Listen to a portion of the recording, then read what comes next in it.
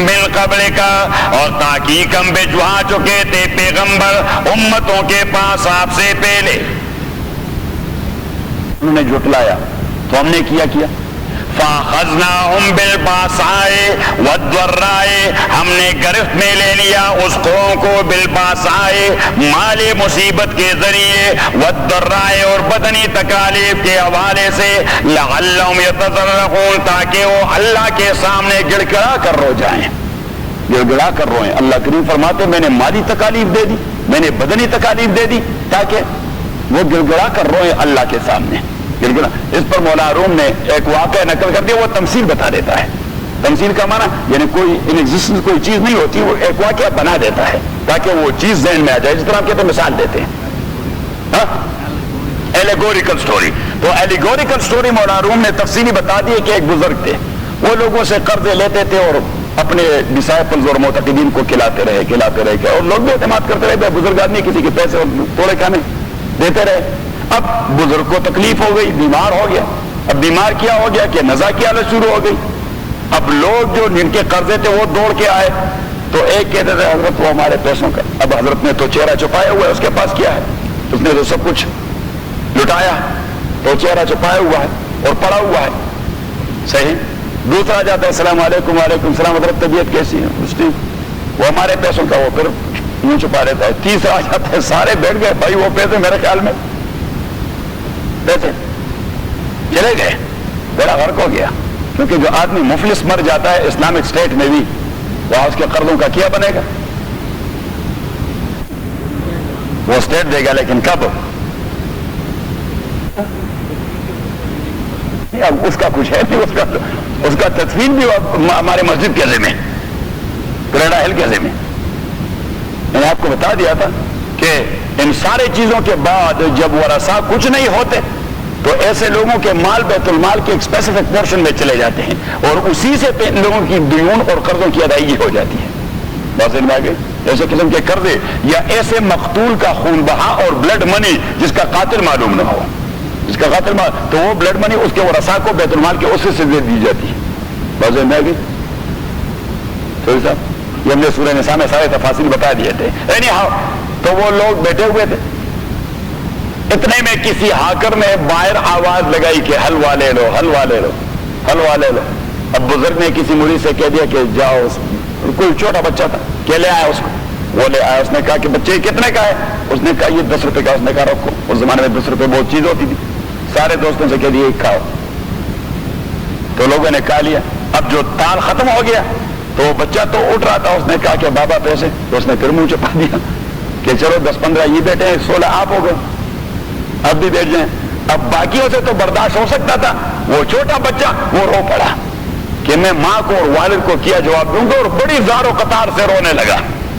تو اتنے میں کسی نے دروازہ کٹکھٹایا تو بزرگ نے فوراً اور ایک مریض سے کہہ دیا کہ جاؤ وہاں دروازے میں کوئی ہے کچھ لایا ہے. تو ایک آدمی ایک ٹرے لے آیا تھا. تو جتنے سارے قرضات تھے ان کے پیسے اس میں علیحدہ علیحدہ پڑے ہوئے تھے اور یہ چھوٹے بچے کا 10 روپے کا نوٹ اس کے اوپر پڑا ہوا تھا. مولا روم فرماتے ہیں کہ سارے لوگوں کے تقاضے کیوں پورے ہو گئے؟ اس لیے کہ ایک رونے والا مل گیا ان میں. تو وہ فرماتے کہ تانگیریت کو دکے حلوہ فروش بحر بخشا یشنمی آیت بجوش، کہ جب تک وہ حلوہ فروخت کرنے والا بچہ نہ رو پڑا تھا تبھی تک اللہ کی بخشائش کا سمندر موجزن نہیں ہوا تھا. جب ایک رونے والا مل گیا اللہ نے اوروں پہ بھی رحم کر دیا. تو رونے والے آنکھی چاہیے. حضور علیہ الصلوۃ والسلام دعا کرتے تھے وَآتِنِي عَيْنَيْنِ حَتَّالَتَيْنِ، عَيْنَيْنِ حَتَّالَتَيْنِ، خداوندہ مجھے ایسی آنکھیں دے جو آپ کے ڈر کے حوالے سے ہمیشہ روتی رہے اور روتی رہے. ہاں حدیث ہے. یا شہید کا وہ خون قطرہ تھا. ہاں 2-3 قسم کے حدیث ہیں. ایک جگہ آیا ہے حضور صلی اللہ علیہ وسلم نے فرمایا قطرتان ہیں، 2 قطرے ایسے ہیں کہ وہ انسانی بدن سے نکل آئے تو جہنم کی آگ حرام ہو جاتی ہے. قطرۃ دم فی سبیل اللہ وقطرۃ الدموع، ایک اللہ کے ڈر کی وجہ سے رونے والی آنکھ کے قطرے اور دوسری شہید کے بدن سے یا غازی کے بدن سے نکلنے والے خون کے قطرے. اور دوسری جگہ وہ رباط یوم فی سبیل اللہ، کہ ایک رات اللہ کی دین کے سرحدوں کی اور اسلامی مملکت کے سرحدوں کی حفاظت میں لگ جائے. وَلَقَدْ أَرْسَلْنَا إِلَىٰ أُمَمٍ مِّن قَبْلِكَ فَأَخَذْنَاهُمْ بِالْبَأْسَاءِ وَالضَّرَّاءِ لَعَلَّهُمْ يَتَضَرَّعُونَ، تاکہ وہ لوگ زار و قطار ہو کے رو پڑے اللہ کے سامنے. لیکن اللہ کریم نے فرمایا وہ تو ایسے سخت دل ہو گئے تھے، ان کا دھیان اس جانب نہیں جا رہا تھا. فَلَوْلَا إِذْ جَاءَهُمْ بَأْسُنَا تَضَرَّعُوا، جب ان پہ ہماری غضب آ گئی تو انہوں نے کوئی گریہ وزاری نہیں کی، انہوں نے ایسا ہی لے لیا، روٹین بزنس، ان کو کوئی احساس ہی نہیں ہوا. کیوں؟ وَلَٰكِنْ قَسَتْ قُلُوبُهُمْ، اس وجہ سے کہ ان کے دل سخت ہو گئے تھے. وَزَيَّنَ لَهُمُ الشَّيْطَانُ، اور شیطان ان کے لیے خوبصورت بنا چکا تھا مَا كَانُوا يَعْمَلُونَ، ان کے کردار کو. تو جب آپ کو یہ احساس نہ ہو کہ میرا یہ عمل ٹھیک نہیں ہے، تو تبھی تک آپ کو احساس کسی چیز کا نہیں ہوتا. یہ جو تپڑ آپ کو لگ جاتی ہے، اس کا احساس اصلاح کے حوالے سے تو تب ہوگا جب پہلے آپ کو یہ احساس ہوگا جو کچھ میں کر رہا ہوں یہ غلط ہے. صحیح؟ تو جب آپ کو اپنی غلطی کا احساس نہیں تو تپڑ بھی لگتے جائیں گے، اس کا کوئی احساس نہیں ہوگا. تو پیچھے پھر اللہ نے فرمایا کہ فَلَمَّا نَسُوا مَا ذُكِّرُوا بِهِ، جب انہوں نے ہمارے ریمائنڈر کو پس پش ڈالا. یہ جو ہم تپڑ لگاتے رہے یہ کیا تھے؟ ریمائنڈر تھے. فَلَمَّا نَسُوا، جب وہ بلا بیٹھے مَا ذُكِّرُوا بِهِ، وہ سارے ریمائنڈر جو ہم دیتے رہے، ایک تپڑ مارا، دوسری تکلیف لے آئے، تیسری تکلیف لے آئے. فتحنا علیہم ابواب کل شیء، تو ہم نے انہیں بے لگام بنا دیا. حتی اذا فرحوا بما اوتوا، حتیٰ کہ وہ مکمل بے لگام ہو گئے اللہ کے دیے ہوئے اموال اور عزتوں میں. اخذناہم بغتۃ، تو ہم نے سڈنلی ان کو گرفت میں لے لیا. اور ایسی گرفت کہ فَإِذَا هُمْ مُبْلِسُونَ، وہ ہر جانب کے خیر سے پھر نا امید ہو چکے تھے. فَقُطِعَتْ دَابِرُ الْقَوْمِ الَّذِينَ ظَلَمُوا، اللہ کریم نے فرمایا کہ ظالموں کو میں نے بے خوبن سے اکاڑا. فَقُطِعَتْ دَابِرُ الْقَوْمِ الَّذِينَ، قُطِعَتْ دَابِرُ، قطع الدابر مین بے خوبن سے نکالنا، کہ میں نے جڑ سے اکاڑ پھینکا ان ظالموں کو. اور آدمی کام ختم کر جاتا ہے تکلیف والا تو پیچھے کیا کہ دیتا ہے الحمدللہ. تو اللہ کریم نے بھی کر دیا کہ بڑے تکلیف والے لوگ تھے، میں نے بے خوبن سے نکالے. والحمدللہ رب العالمین. شیخ صاحب خدا وہ شکر اخلاص چکتے. شیخ صاحب مرحوم نے یہ لطیفہ کہہ دیا، اس نے کہا کہ اللہ بھی کہتا ہے کہ شکر ہے چھٹکارا مل گیا ہمیں بھی اسے بدبختوں سے، کہ میں بے خوبن سے اکاڑ پھینکا. تو واپس اپنے سبق پہ وَلَنُذِيقَنَّهُم مِّنَ الْعَذَابِ الْأَدْنَىٰ دُونَ الْعَذَابِ الْأَكْبَرِ، اور ہم چکھا دیتے ہیں ان کو دنیا میں من العذاب الادنیٰ، ادنا عذاب، دون العذاب الاکبر، نہ بڑا عذاب. کس لیے؟ لعلہم یرجعون، تاکہ وہ اپنے گمراہیوں سے لوٹ کے آئے اور اللہ کا راستہ لے لے. ومن اظلم، اب اللہ کریم فرماتے ہیں کہ وہ لوٹنے والے نہیں تھے. ومن اظلم، اور نہیں ہے ظالم، ممن، اس شخص سے ذکر بآیات رب، جسے اللہ کے آیات کے ذریعے بار بار ریمائنڈ کروایا جائے. ثم اعرض عنہ، اور پھر بھی وہ منہ موڑتا رہے. انا من المجرمین منتقمون، ایسے کرمنل سے ہم انتقام لینے. اللہ کریم فرماتے جنہیں میں بار بار ریمائنڈر بھی دیتا ہوں اور پھر بھی اس کا ہوش ٹھکانے نہیں لیتا، تو اللہ کریم فرماتے ایسے مجرموں سے میں انتقام لینے والا ہوں. اب ایک ہوتا ہے سزا دینا، ایک ہوتا ہے انتقام لینا. انتقام کی آگ، یا سبحان اللہ، اللہ نے جب انتقام کی بات کی تو جسٹ امیجن کہ اللہ کتنا غصہ ہے ایسے لوگوں پر، اللہ بچائے رکھے. ومن اظلم، اور نہیں یہ بڑا ظالم، ممن، اس سے ذکر بآیات رب، جسے اس کے پروردگار کے آیات کے ذریعے ریمائنڈ کروایا جائے. تذکیر کا معنی ریمائنڈ کروانا.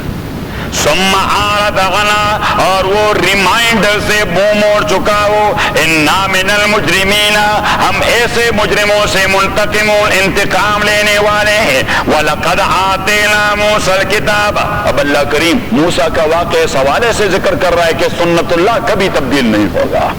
کیا؟ سنت اللہ کبھی تبدیل نہیں ہوگا. موسیٰ کے پیغام کو جنہوں نے جھٹلایا اور جو حشر ان کا ہوا وہی حشر آپ لوگوں کا بھی ہوگا. وَلَقَدْ آتَيْنَا مُوسَى الْكِتَابَ، اور تحقیق ہم دے چکے تھے موسیٰ علیہ السلام کو کتاب.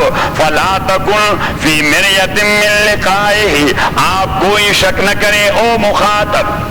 فَلَا تَكُنْ، یہ خطاب رسول پاک سے نہیں ہے، کس سے؟ عام ایڈریس سے ہے.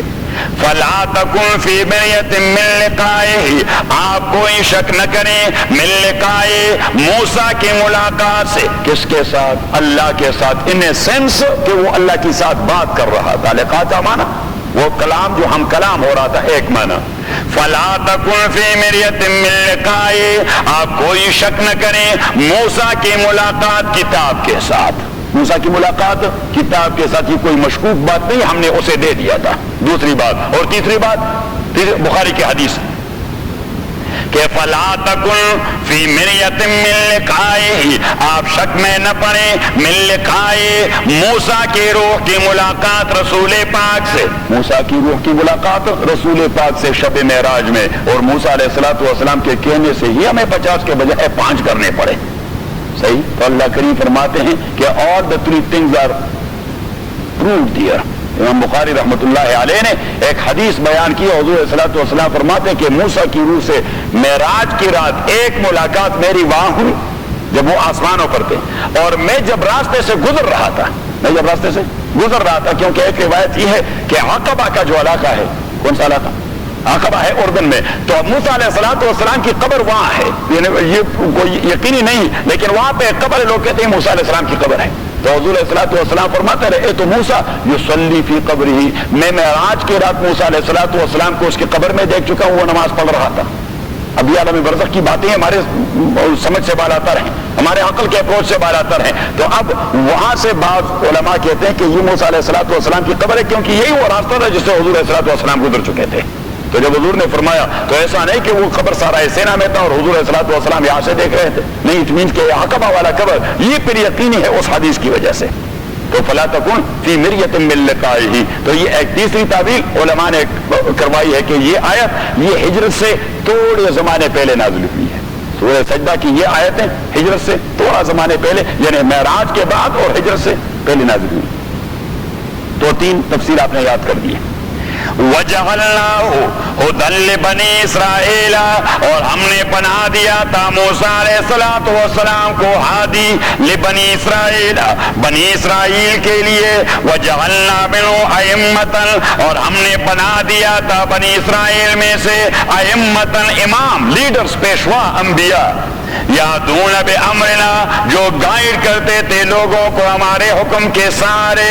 لما صبروا، جبکہ وہ استقامت کا مظاہرہ کر چکے تھے. وکانوا بآیاتنا یوقنون، اور وہ ہمارے آیات پہ یقین رکھنے والے تھے. ان ربک، تحقیق آپ کا پروردگار، یفصل بینہم یوم القیامت، فیصلہ کر جائے گا ان کے درمیان قیامت کے دن. فیما کانوا فی یختلفون، ان معاملات میں جن میں وہ ایک دوسرے کے ساتھ اختلاف کرتے رہے. اولم یعد لہم کم اہلکنا من قبلہم، آیا کافی ہدایت نہیں ان کے لیے؟ اولم یاد کا معنی آیا کافی ہدایت کے حوالے سے یہ کافی نہیں. اولم یاد لہم، آیا ہدایت کے طور پر یہ کافی نہیں ان کے لیے. کم اہلکنا من قبلہم، کہ کتنے ہم نے ہلاک کر دیے ان سے پہلے. من القرون، قرون جمع ہے قرن کا، اور قرن کے 3 معنی ہوتے، ایک سینگ، دوسرا سینچری، اور تیسرا امت. کم اہلکنا من قبلہم، کہ کتنے ہلاک کر دیے تھے ہم نے. من القرون، امتیں ان سے پہلے. یمشون فی مساکنہم، یہ لوگ چلتے ہیں ان کے کھنڈرات میں سے، ان کے علاقوں میں چلتے رہتے ہیں. جب یہ شام جاتے ہیں اور یمن جاتے ہیں تو انہی تباہ شدہ اقوام، پیرس نیشن جو ہیں، ان پیرس نیشن کے جو ریمنٹس ہیں اسی سے گزرتے رہتے ہیں. ان فی ذالک لآیات، تاکہ کسی میں عبرت کی نشانیاں ہیں. افلا یسمعون، تو کیا لوگ نہیں سنتے اتنی واضح بات کو. اولم یروا، آیا لوگ نہیں دیکھتے. انا نسوق الماء الی الارض الجرز، کہ ہم چلا دیتے پانی کو الی الارض الجرز، الی الارض الجرز. جرز کا معنی ہموار اور چٹل زمین، چٹل. الی الارض الجرز، ہموار زمین کی طرف. فنخرج به زرعا، تو ہم نکال دیتے اسی کے سارے زرعا، فصل. تاکل منه الانعام، کہ اسی سے ان کے حیوانات بھی کھاتے ہیں. وانفسهم، وہ خود بھی کھاتے ہیں. افلا یبصرون، کیا یہ لوگ مشاہدہ نہیں کرتے. ویقولون، وہ کہہ دیتے ہیں متى هذا الفتح، اس آیت کا تعلق ہے آیت نمبر 25 سے 25 ہے کہ ان ربک هو یفصل بینہم، آپ کا پروردگار فیصلہ کرے گا ان کے درمیان، آپ کا پروردگار فیصلہ کرے گا ان کے درمیان۔ تو اب اللہ کریم نے جب فیصلہ کی بات کی تو فوراً انہوں نے اپنی ریزرویشن کی، آبجیکشن پیش کر دیا، کب بھی فیصلہ کرے گا۔ وَيَقُولُونَ مَتَىٰ هَٰذَا الْفَتْحُ، اور وہ کہتے تھے یہ فیصلہ کب ہوگا، فتح کا معنی فیصلہ، کہ یہ فیصلہ کب ہوگا، ان کنتم صادقین، اگر آپ لوگ سچے ہیں، قل آپ کہہ دیجئے کہ یوم الفتح، فیصلے کے دن، لا ينفع الذین کفروا ایمانہم، کوئی فائدہ نہ دے سکے گا کافروں کو ان کا ایمان لانا، اگرچہ وہ عذاب کے دن ایمان لاتے رہیں گے لیکن اس دن ایمان کوئی فائدہ نہیں دے گا۔ قل آپ کہہ دیجئے یوم الفتح، فیصلے کے دن، لا ينفع الذین کفروا ایمانہم، کوئی فائدہ نہیں دے سکے گا کافروں کو ان کا ایمان، ولا هم ینظرون، اور انہیں کوئی مہلت دی جائے گی، فاعرض عنہم، فاعرض عنہم، اگنور کرے ان کو۔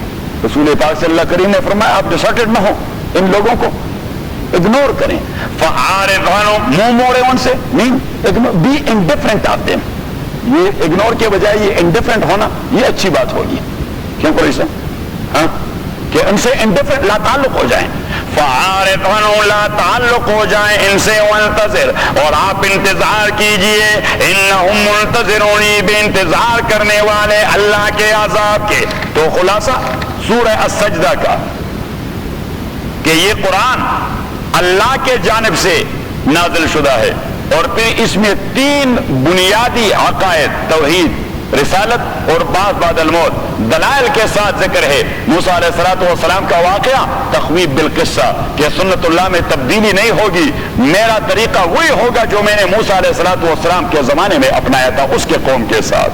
سورہ الاحزاب مشکل ترین سورت ہے کام کے اعتبار سے، مشکل ترین کیونکہ مدنی ہے۔ جب صورت پہ آپ نے دیکھ لیا کہ مدنی، تو اٹ مینس کہ دیر ول بی احکام اینڈ قوانین and rules and laws, because state was there. جب ریاست تھی تو وہاں تو قوانین کی ضرورت تھی، صحیح، تو یہاں پہ سوشل اور اکنامکل اور ہر قسم کے قوانین آپ کو ملیں گے مدنی صورتوں میں۔ لینگویج بھی ذرا ہاں۔ تو سورہ احزاب، احزاب یہ پلورل ہے حزب کا، حزب کا معنی گروہ، حزب کا معنی گروہ یا گروپ۔ اس میں ذکر ہے غزوہ خندق کا، جس کا ایک نام غزوہ احزاب بھی ہے۔ غزوہ احزاب کے مختلف گروپ اور قبائل اتفاق کر کے مدینے پہ حملہ کر چکے تھے۔ ایک نام غزوہ احزاب، بیٹل آف کنفیڈریٹس اور بیٹل آف الائز، اور دوسرا نام ہے اس کا غزوہ خندق، بیٹل آف ٹرینچ۔ اس کا زمانہ نزول، اس میں 3 اہم واقعات ذکر ہیں۔ ایک غزوہ احزاب تو شوال سن 5 ہجری میں ہوئی تھی۔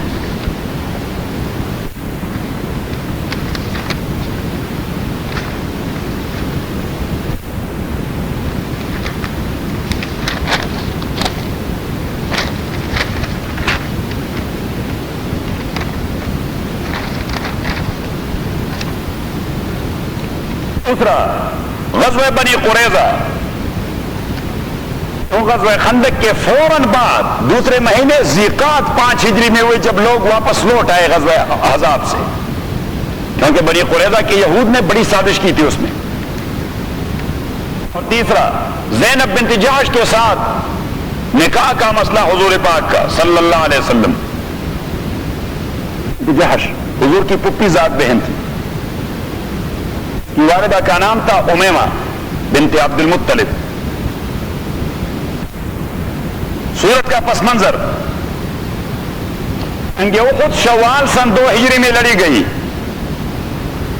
خود میں مشرکین مکہ کو جو عارضی قسم کی فتح نصیب ہوئی تو ان کے حوصلے بڑھ گئے، لہذا علاقہ نجد کا ایک قبیلہ ہے بنو اسد، انہوں نے مدینہ پہ حملہ کر دیا۔ بنو اسد حملہ کی تیاری کی انہوں نے، حضور علیہ الصلوۃ والسلام نے حضرت ابو سلمہ رضی اللہ تعالیٰ عنہ کی سربراہی میں ایک لشکر بھجوایا کہ ان کو ذرا درس دے دیں. بھائی وہ جو ہمیں شکست ہوئی وہ تو ہماری کوتاہی کی وجہ سے ہوئی. ہم کو ایسے گئے گزرے لوگ توڑے کہ بن وسط بھی ہمیں آنکھیں دکھائیں. جس گیو دے میں لیسن سفر سن 4 ہجری میں وہ قبیلے تھے حضل عین دواد لام اور قارا. انہوں نے رسول پاک صلی اللہ علیہ وسلم سے تبلیغی جماعت مانگی کہ ہمارے پاس کچھ لوگ بھجوائیں تاکہ ہمیں دین سکھائیں. حضور علیہ الصلوۃ والسلام نے 6 آدمی بھجوا دیے. رجیع ایک جگہ ہے جدہ اور رابغ کے درمیان. رجیع قبیلہ حذیل کے لوگ وہ ان 6 لوگوں پر چھڑ دوڑے, جماعت والوں پر. 4 کو شہید کر دیا اور 2 کو گرفتار کر دیا. تو 2 لوگ گرفتار ہو گئے. ان میں ایک کا نام ہے زید بن دسنہ اور دوسرے کا نام ہے خبیب بن عدی رضی اللہ تعالی عنہما. مکے والوں کو پتہ لگ گیا خبیب بن عدی کا رضی اللہ تعالی عنہ نے بدر کے میدان میں مکے کا ایک بہت بڑا سردار مار ڈالا تھا. خبیب بن عدی رضی اللہ تعالی عنہ نے ان کے بیٹوں کو پتہ لگ گیا کہ ہمارے باپ کا قاتل قبیلہ حذیل نے زندہ پکڑا ہوا ہے. تو وہ آ گئے اور انہوں نے 100 اونٹوں کے بدلے خبیب بن عدی کو لے لیا. 100 اونٹ دے دیے حذیل کو کہ یہ دن ہمارے باپ کا قاتل ہے, آپ بھی قتل کریں گے تو آپ یہ 100 اونٹ لے لیں, ہم ذرا اپنی بڑاس نکالیں. خبیب بن عدی رضی اللہ تعالیٰ کو امام بخاری نے واقعہ تفصیل ذکر کر دیا ہے. غزوۃ بنو الاحیان, کیونکہ حذیل کا جو قبیلہ تھا اس کا یعنی حذیل کا جو ذیلی شاخ اس کا نام ہے بنو الاحیان, اس قبیلے کا سب ٹرائب. خبیب بن عدی رضی اللہ تعالی عنہ کو قتل کرنے کے لیے سلیب کا انتظام کیا گیا. کس کا؟ سلیب کا. سلیب کیا چیز ہوتی ہے؟ یہ ایک لکڑی پر دوسری لکڑی لگائی جاتی ہے, اسی میں سلاخیں, تیز قسم کے داری دار سلاخیں اتنے لمبے لمبے, صحیح, اور آدمی کو لا کر اسی پر لٹایا جاتا ہے, وہ پریس کیا جاتا ہے, صحیح, اس کو کہتے ہیں کیا؟ سلیب. یہ ہے سلیب کا اصل تصور. یہ کراس تو سے کیا ہے, سائن ہے اسی کا. تو سلیب کا انتظام کروا دیا اور خبیب بن عدی رضی اللہ تعالیٰ عنہ, اور منادی کرائی گئی فلاں دن خبیب بن عدی کو قتل کیا جائے گا. ڈھیر سارے لوگ جمع ہو گئے میدان میں اور خبیب رضی اللہ تعالیٰ کو لایا گیا. اور خبیب رضی اللہ تعالیٰ سے تقاضا کیا گیا کہ آپ کی کوئی آخری تمنا؟ اس نے کہا ہاں, مجھے غسل کی ضرورت ہے, میں غسل کرنا چاہتا ہوں ایک, اور مجھے ذرا اس طرح کی ضرورت ہے, میں صفائی کرنا چاہتا ہوں, اور پھر تیسری بات یہ کہ آپ مجھے اس غسل اور صفائی کے بعد 2 رکعت نماز کی اجازت دیں گے, اتنا ٹائم دو گے. انہوں نے سارے تقاضے پورے کر دیے. حضرت خبیب رضی اللہ تعالیٰ کے لیے پردے کا انتظام کیا گیا کہ وہ غسل کرے, پانی لایا گیا. اتنے میں عورت کے ہاتھوں سے اس کا چھوٹا بچہ دوڑ پڑا اور سیدھا چلا گیا جہاں حضرت خبیب رضی اللہ تعالیٰ عنہ غسل کے لیے گئے تھے. اب وہ عورت وہ چیخ پڑی اور اس نے کہا کہ وہ میرا بچہ میرا بچہ میرا بچہ ہے, وہ تو ویسے بھی قتل کیا جا رہا ہے, اور مرتے دم تو دشمن کا کوئی بھی ہاتھ لگے تو اس نے تو مرنا ہی ہے. یعنی اس کو یہ خطرہ تھا کہ میرے بچے کو تو اس طرح اس کے پاس ہے, وہ قتل کر دے گا. وہ دوڑ پڑی حضرت خبیب کے پاس, اور خبیب رضی اللہ تعالیٰ عنہ ابھی تک قمیض تو اتار چکے تھے لیکن تہبند نہیں اتار چکے تھے. تو خبیب بیٹھے تھے اور اس بچے کے ساتھ پیار کر رہے تھے. اس نے جب خاتون کو دیکھا کہ یہ تو حواس باختہ ہے, حواس باخت, تو اس نے کہا کہ بہن آپ ڈریے نہیں, ہمارے محبوب پیغمبر نے ہمیں ظلم کرنے سے روکا ہوا ہے, ہم میدان جنگ میں بھی بچے کو کچھ نہیں کہتے.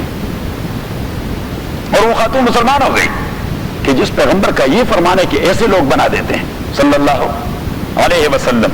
اینی ہاؤ حضرت خبیب رضی اللہ تعالیٰ نے 2 رکعت نماز پڑھی اور پھر ان سے کہہ دیا کہ اگر مجھے یہ ڈر نہ ہوتا کہ آپ مجھے بزدل تصور کریں گے تو خدا کی قسم عمر پر نماز میں اتنا مزہ میں نے محسوس نہیں کیا جس طرح آج محسوس کیا. میں آپ سے کہہ دیتا کہ 2 رکعت اور پڑھنا چاہتا ہوں, لیکن نہیں, میں اپنا نام اس دلوں میں نہیں لکھوانا چاہتا کہ ویسے ٹائم مانگ رہا ہے اور ٹائم لگا رہا ہے. تو حضرت خبیب رضی اللہ تعالیٰ عنہ کو لایا گیا. حضور علیہ الصلوۃ والسلام وہاں مدینہ مسجد میں بیٹھے ہوئے رننگ کمنٹری کر رہے تھے کہ حضرت خبیب رضی اللہ تعالیٰ غسل کر رہے ہیں. ابھی حضرت خبیب کے پاس ایک چھوٹا بچہ دوڑ کے آ رہا ہے، صحیح رننگ کمنٹری، حضور علیہ الصلوۃ والسلام کہہ رہے تھے، اور جب حضرت خبیب رضی اللہ تعالیٰ عنہ صلیب کے قریب آئے تو کہہ رہے کہ خداوندہ میرا سلام اپنے محبوب پیغمبر کو پہنچا دے، کہ میرے زبان سے آخری نکلے ہوئے الفاظ وہ آپ کے نبی پر سلام کے ہوں صلی اللہ علیہ وسلم۔ حضور علیہ الصلوۃ والسلام نے مسجد میں بیٹھے ہوئے بلند آواز سے کہہ دیا وعلیکم السلام ورحمۃ اللہ وبرکاتہ، کہ خبیب نے سلام بھجوا دیا۔ اور پھر خبیب رضی اللہ تعالیٰ عنہ جب صلیب پر آئے تو اس نے دو شعر کے لیے امام بخاری نے نقل کر دیے تھے کہ وَلَسْتُ أُبَالِي حِينَ أُقْتَلُ مُسْلِمًا عَلَىٰ أَيِّ جَنْبٍ كَانَ فِي اللَّهِ مَصْرَعِي وَذَلِكَ فِي ذَاتِ الْإِلَٰهِ وَإِن يَشَاء يُبَارِكْ فِي أَوْصَالِ شِلْوٍ مُمَزَّعِ۔ یہ حضور کے صحابہ بڑے اچھے شاعر تھے کہ وَلَسْتُ أُبَالِي حِينَ أُقْتَلُ مُسْلِمًا، جب مجھے قتل کیا جا رہا ہے اسلام کی حالت میں تو مجھے تو کوئی پرواہ نہیں، آئی ڈونٹ کیئر، کیونکہ مجھے اسلام کی سزا دی جا رہی ہے۔ عَلَىٰ أَيِّ جَنْبٍ كَانَ فِي اللَّهِ مَصْرَعِي، مجھے یہ بھی پرواہ نہیں کہ تلوار سے کاٹتے ہیں، صلیب پر چڑھاتے ہیں، پھانسی لگاتے ہیں، جو کچھ بھی ہے۔ وَذَلِكَ فِي ذَاتِ الْإِلَٰهِ وَإِن يَشَاء، یہ اللہ کی رضامندی کے لیے، اور اگر اللہ چاہے يُبَارِكْ فِي أَوْصَالِ شِلْوٍ مُمَزَّعِ، تو میرے قطر کو اللہ کریم دین کی آبیاری کا سامان بنا دے گا۔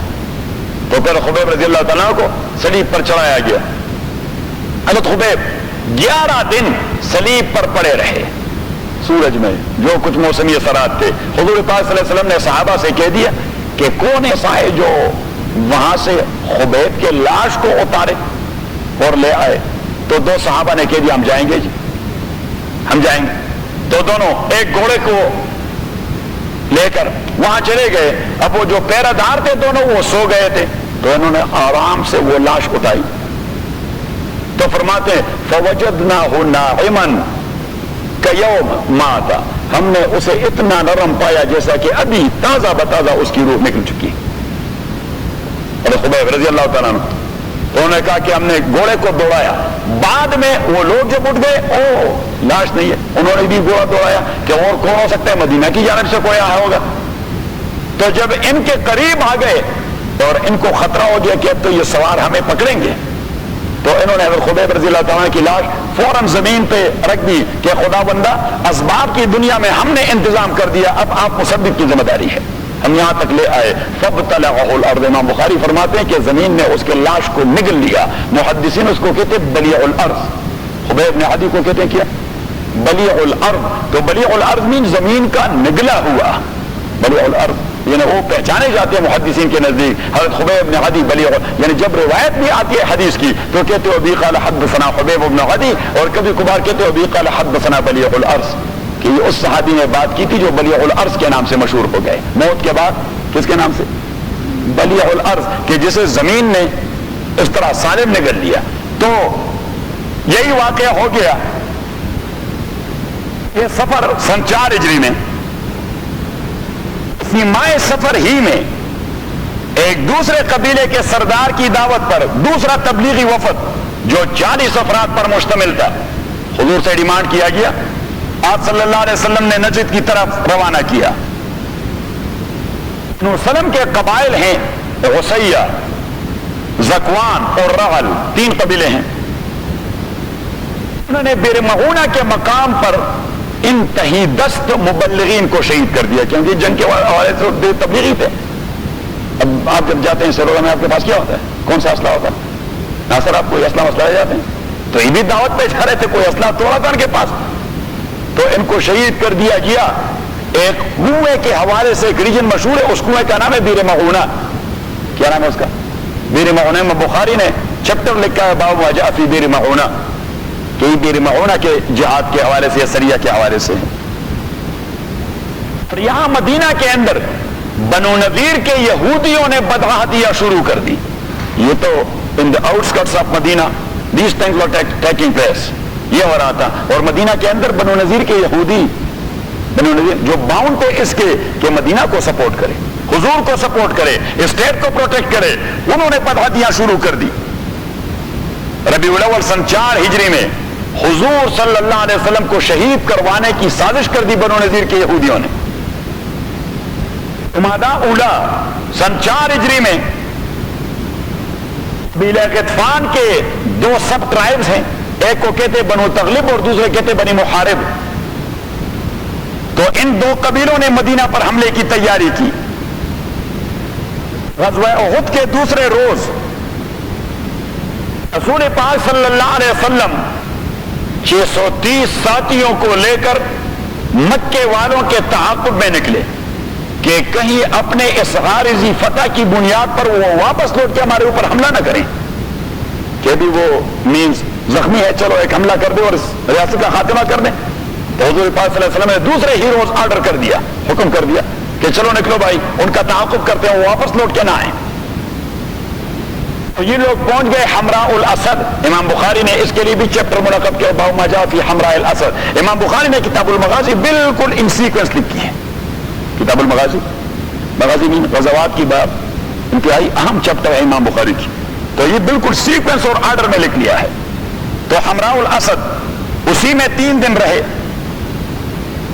وہاں یہ معلوم ہوا کہ ابو سفیان اس نے 2978 آدمیوں کے ایک لشکر کو تیار کر کے روحا، ایک جگہ ہے الروحا میں ٹھہرے، مدینہ پر حملے کی سوچ رہے تھے. لیکن جب اسے پتہ لگ گیا کہ حضور تعاقب میں نکلے ہیں تو پھر اس کی ہمت نہ ہو سکی. حضور علیہ الصلوۃ والسلام نے بنو نذیر کے یہودیوں کو 10 دن کا نوٹس دے دیا کہ نکلو مدینہ سے ورنہ قتل کیے جاؤ گے. عبداللہ ابن ابی بدبخت وہ بنو نذیر کے پاس آیا کہ نکلو نا، یہ ویسے ڈراتا رہتا ہے، صحیح نہیں نکال سکتے آپ کو، ہم سپورٹ دیں گے.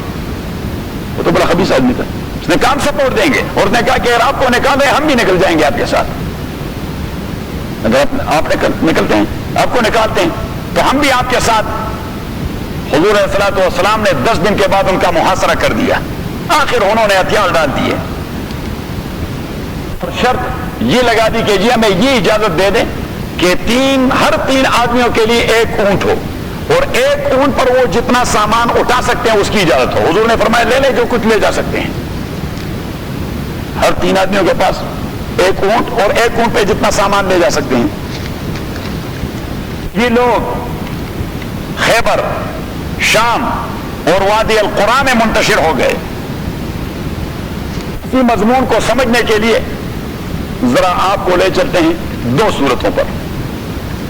ایک سورہ حشر 28واں پارہ دیکھ لیا.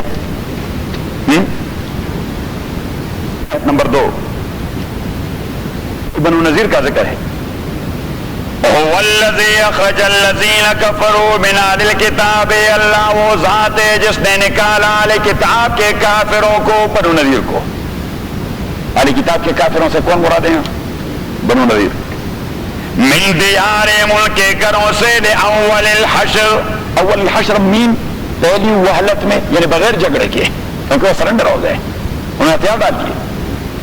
ما ظننتم ان یخرجوا، آپ کے خواب و خیال میں بھی نہیں آ رہا تھا کہ یہ لوگ نکلنے والے ہیں. انہوں نے بڑی مضبوط تیاریاں کی تھی، بڑے فورٹریسز بنائے تھے، ایسی مضبوط تیاریاں کہ وہ تو قیامت تک بسنے کے لیے وہاں آئے تھے. اللہ کریم فرماتے ہیں آپ لوگوں کے خیال میں بھی نہیں تھا نکلیں گے. وَظَنُّوا أَنَّهُمْ مَانِعَتْهُمْ حُصُونُهُمْ، ان کا تو یقین تھا کہ ان کے فورٹریسز اور ان کے قلعے ان کو محفوظ کرنے والے اللہ کے گرفت سے. فَأَتَاهُمُ اللَّهُ مِنْ حَيْثُ لَمْ يَحْتَسِبُوا، اللہ نے پکڑا ان کو ایسی جانب سے کہ ان کے خواب و خیال میں بھی نہیں آ رہا تھا. وَقَذَفَ فِي قُلُوبِهِمُ الرُّعْبَ، اللہ کریم نے ان کے دلوں میں محمد پاک کا رعب ڈال دیا. تو کیا کر رہے تھے؟ یخربون بیوتہم بایدیہم، انہوں نے اعلیٰ درجے کی لکڑیاں، تعمیری لکڑیاں شام اور خیبر سے لائے تھے، وہاں بنگلے بنائے تھے. وہاں بنگلے، تو وہ ان لکڑیوں کو لے جانے کے لیے فکر مند تھے کہ وہ شاطیر اور وہ کھڑکیاں اور وہ دروازے جو ریڈ ووڈ کے بنے ہوئے ہیں قیمتی چیز تھی، تو اس کے لیے وہ لگے رہے اپنے بنگلوں کو ڈھانے پر. یخربون بیوتہم بایدیہم، وہ ویران کر رہے تھے، ڈال رہے تھے اپنے گرب ادیم اپنے ہاتھوں سے، وَإِيدِ الْمُؤْمِنِينَ اور مومنوں کے، کیونکہ ایک یہودی وہ ایک دروازے کو ہاتھ لگا رہا تھا کہ میں ایسے نکالنا چاہتا ہوں، دوسرا مسلمان قریب کھڑا ہوتا وہ اس کو دھکا دے دیتا کہ لے لو یہ بھی. تو اللہ کریم فرماتے وہ خود نکال رہے تھے اور مسلمان بھی سپورٹ دے رہے تھے، نکالو کون سی چیز اور نکالنی ہے، جو نکالنی ہے جلدی جلدی نکالا. یخربون بیوتہم بایدیہم وایدی المؤمنین فاعتبروا، یہ بالکل اسی طرح جس طرح یہاں گھر وہ کیا ہوتا ہے بینک والا، ابھی بھی ہوتا ہے. اچھا فاعتبروا یا اولی الابصار، اللہ کریم فرماتے عبرت پکڑو او عقل مندو، ولولا ان كتب اللہ علیہم الجلاء، اب اللہ کریم فرماتے ہیں کہ یہ میرا فیصلہ تھا کہ انہیں جلاوطن کیا جائے، اگر یہ فیصلہ نہ ہوتا تو پھر میں کہہ رہا تھا کہ مروائیں ان کو، قتل کر دیں. ولولا ان كتب اللہ علیہم الجلاء، اگر اللہ کریم ان پر یہ نہ فیصلہ کر دیتا کہ ان کو جلا وطن کیا جائے، لعذبہم فی الدنیا، تو دوسری عذاب دے دیتے دنیا میں، ولہم فی الآخرۃ عذاب النار، ان کے لیے آخرت میں جہنم والی آگ ہے. ذالک بان، یہ کیوں؟ اس لیے کہ یہ لوگ شاق اللہ و رسولہ، اللہ اور رسول کے ساتھ دشمنی کر چکے تھے. ومن یشاق اللہ، اور جو اللہ کی دشمنی کرے فإن اللہ شدید العقاب، تو اللہ کریم سخت سزا دے دیتا ہے. اب لوگوں نے پروپیگنڈا کر دیا، یہ دیکھو اینجلا پیس اینڈ مرسی بن رہا ہے. محمد پاک صلی اللہ علیہ وسلم وہ بنے بنائے فورٹریسز سارے تباہ کر دیے، باغات کاٹ دیے. کیا کریں؟ باغات کاٹ دیے، بنے بنائے مکانات، وہ دہشت گرد ہے، کیا ٹیررسٹ ہے. ما قطعتم من لینۃ، اب اللہ کریم فرماتے جو مسئلہ اللہ کے حکم کے تقاضے پر ہوتا ہے اسے دہشت گردی نہیں کہی جاتا. ما قطعتم من لینۃ او ترکتموها قائمۃ علی اصولها، وہ جو آپ کاٹ چکے تھے، من لینۃ کوئی کھجور کا درخت، او ترکتموها قائمۃ علی اصولها، یا آپ نے اسے اس طرح کڑا چھوڑ دیا تھا، یعنی جو کاٹ چکے تھے یا جو کڑا چھوڑ چکے تھے. تو یہ کڑا چھوڑنا بھی اللہ کا حکم تھا اور وہ کاٹنا بھی اللہ کا حکم تھا. فبإذن اللہ وليخزي الفاسقین، اور یہ اس لیے کہ بدماشوں کو اللہ ذلیل کروا دے.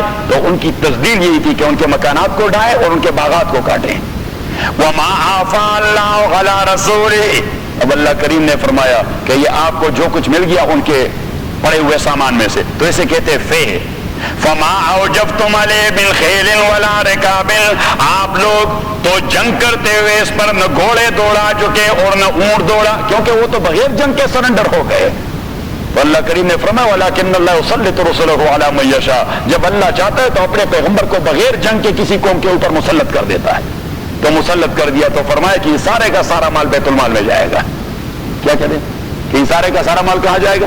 یہ بیت المال میں جائے گا، اس میں آپ لوگوں کا کوئی حصہ نہیں، آپ جہاد تھوڑا کر چکے اس مسئلے میں. اب جائیں آپ سورہ منافقون پر، اسی سے آگے جائیں.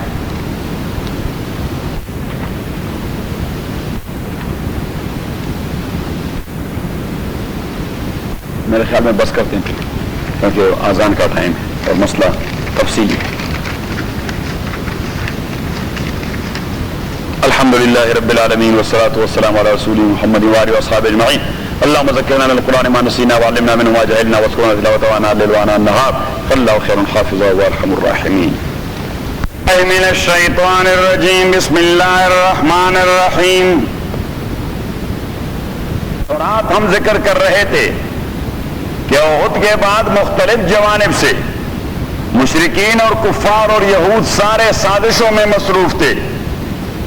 بنو غطفان کے لیے آپ صلی اللہ علیہ وسلم 400 آدمی لے کر نکلے اور ذات الرقاع کے موقع پر ان کو محاصرہ کر دیا، لیکن وہ لوگ باق نکلے.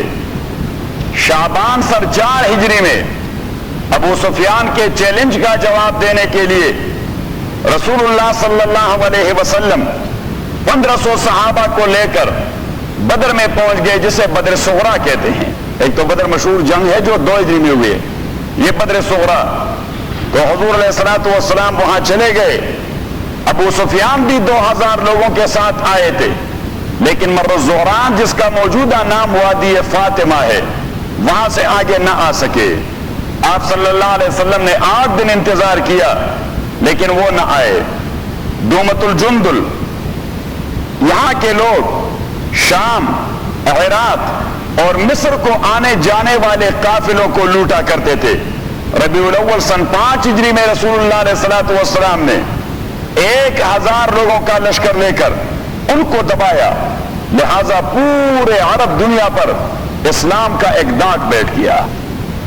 اب یہود وہ اپنی روایتی سازشوں میں مصروف ہو گئے. بنو نذیر جنہیں نکالا گیا تھا، رات ایک جگہ ہم دیکھ رہے تھے سورہ حشر، عبداللہ ابن ابی نے انہیں کہہ دیا.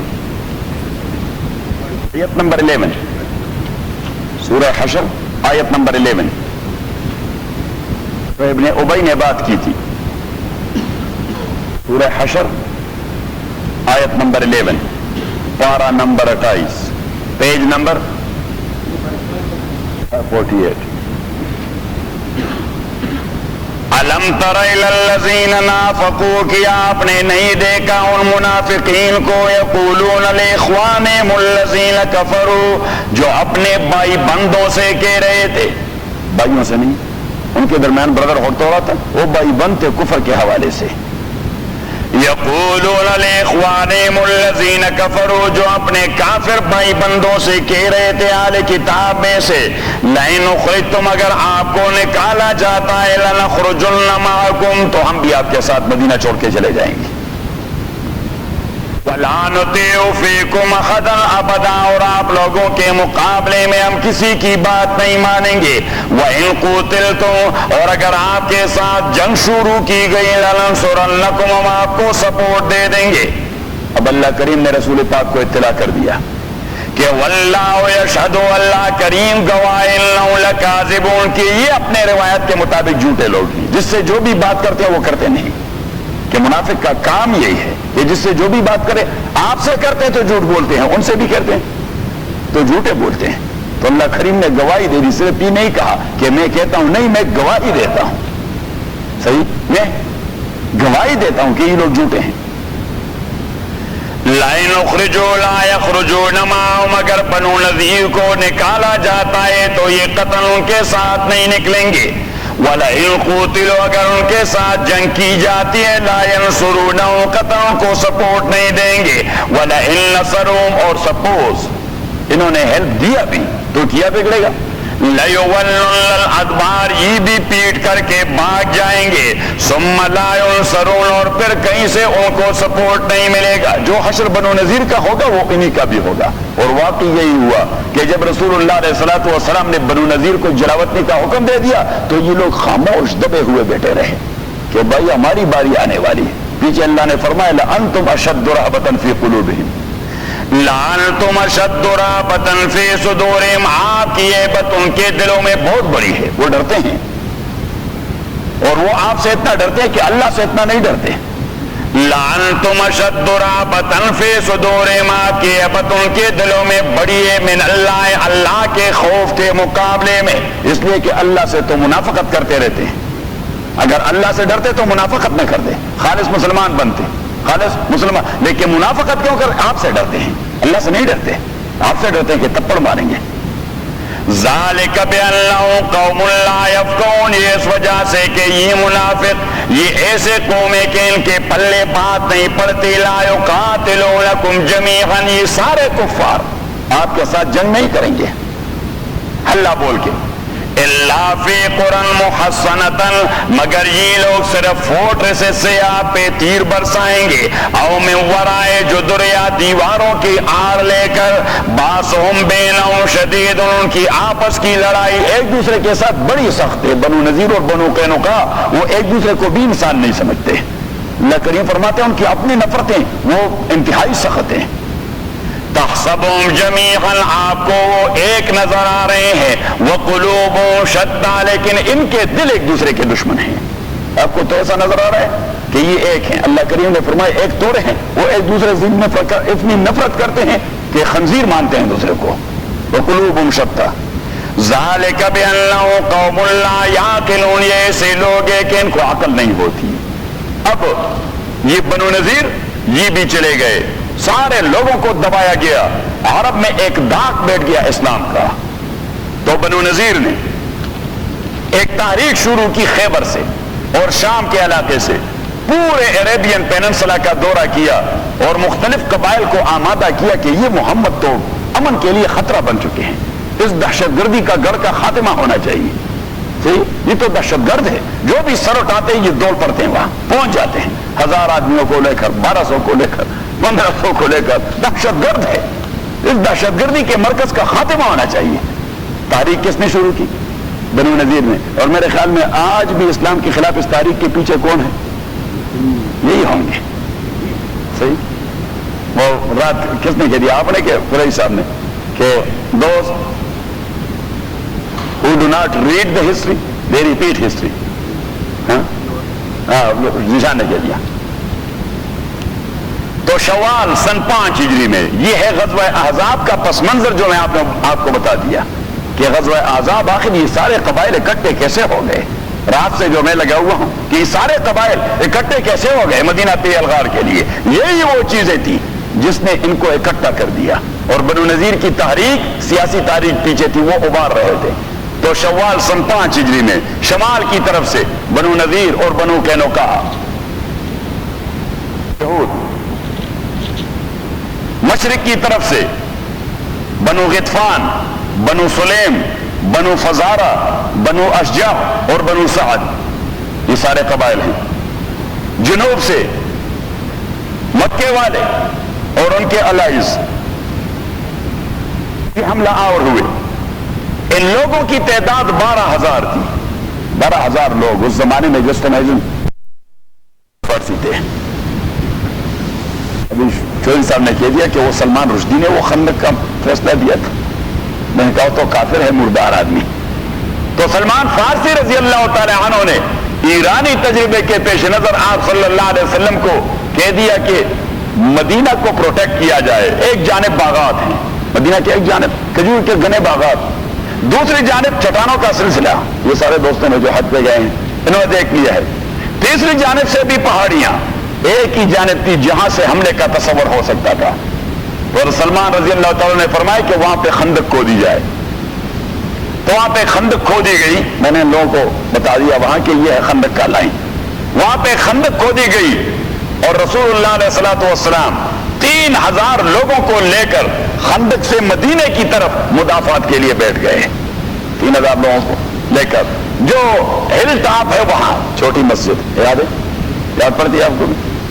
تو وہی چھوٹی مسجد، وہاں رسول اللہ صلی اللہ علیہ وسلم، وہ اس کا محاذ تھا، سنگر تھا، مسجد نہیں تھی، تو صرف بطور یادگار بنائی ہے چھوٹی سی۔ تو وہاں حضور علیہ الصلوۃ والسلام بیٹھے تھے۔ جو دوسری مسجد تھی اسے سے نیچے، وہاں پہ حضرت سلمان رضی اللہ تعالیٰ بیٹھے تھے۔ نیچے آ کر حضرت عمر بیٹھے تھے، چوتھے نمبر پر حضرت عثمان بیٹھے تھے، 5ویں جگہ حضرت علی بیٹھے تھے، 6ٹھی جگہ پر حضرت فاطمہ رضی اللہ تعالی عنہا وہ خواتین کو لے کے بیٹھی ہوئی تھی۔ اور آگے جو میں نے آپ کو کھجور کا لائن بتا دیا تھا، وہ جہاں پہ روڈ گزری ہے جہاں پہ، تو وہ وہی سنگر تھا۔ فرنٹ لائن پر حضرت ابوبکر رضی اللہ تعالیٰ عنہ تھے، کیونکہ حضرت ابوبکر تو جان فدا آدمی تھے۔ اس نے کہا کہ پہلے مجھ سے نبٹ جائیں پھر حضور کے پاس پہنچ جائیں۔ تو حضرت ابوبکر رضی اللہ تعالیٰ عنہ وہ فرنٹ پہ بیٹھے ہوئے تھے اپنے ساتھیوں سمیت۔ ابھی وہاں سے سڑک گزری ہوئی ہے، تو ابو بکر کے جگہ کے یادگار کے طور پر جو چھوٹی مسجد تھی وہ اب نہیں ہے، باقی مسجدیں ابھی تک ہیں۔ مسجدیں مساجد سبا کہتے ہیں، 7 مسجدیں کیا کہتے ہیں؟ مساجد سبا۔ وہ فاطمہ والی بھی تقریباً زمانے کے مرور سے تقریباً ختم ہونے والی ہے، اس لیے مساجد خمسہ مشہور ہے، 5 مسجدیں، ادروائز یہ 7 تھی۔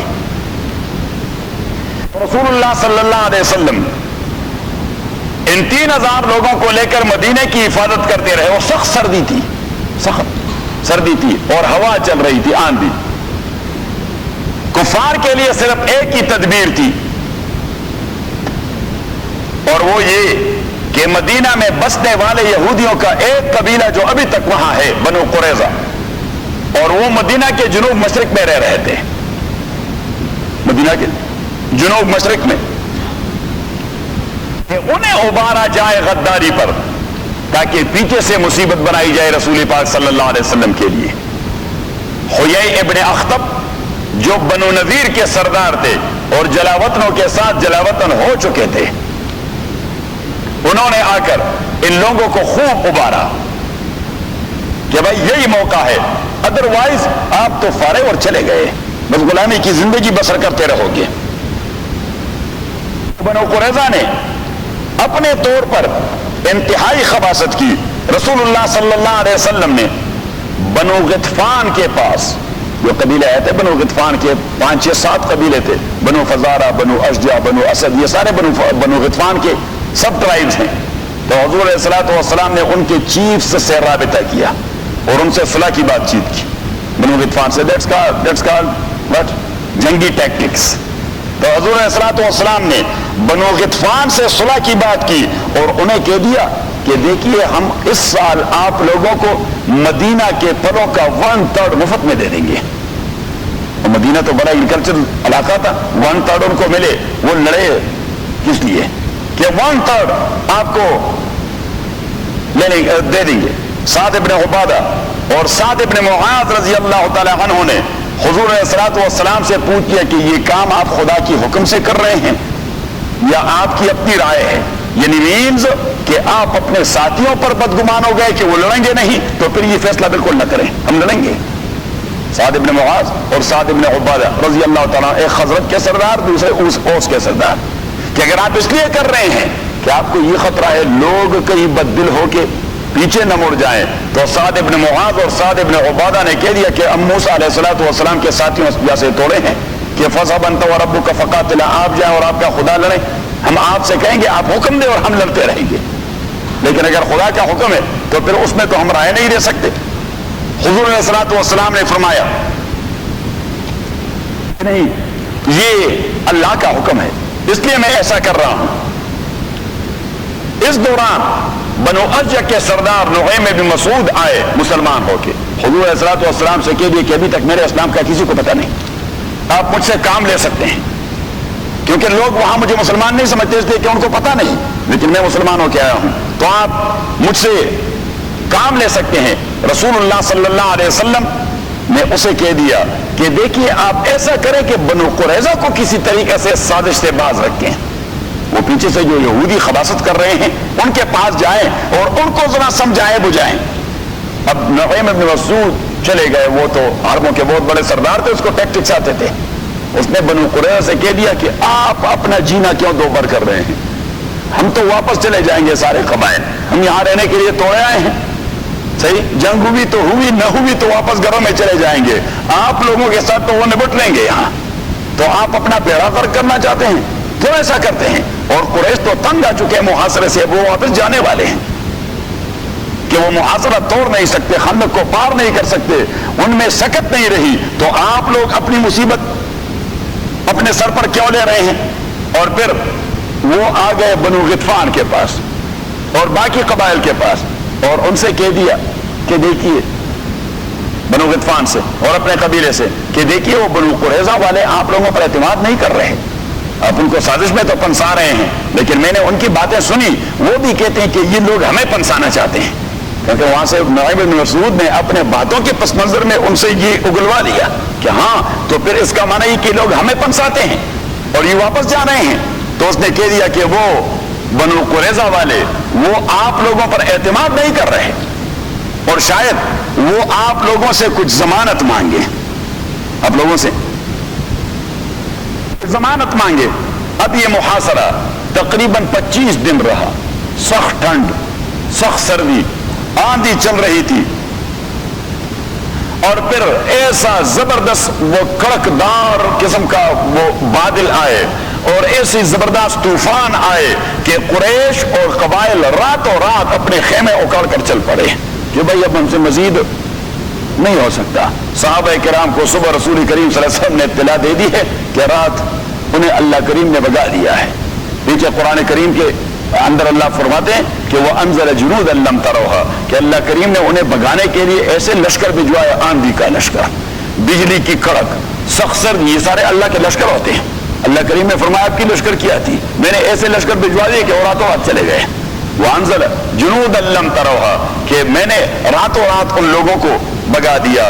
تو یہ وہی چیز ہے جس کے پس منظر میں غزوہ احزاب وہ رونما ہو گئی. اب غزوہ احزاب میں موضوعات کتنے ہیں؟ تو یہ بنیادی مسائل ہیں. حضور علیہ الصلوۃ والسلام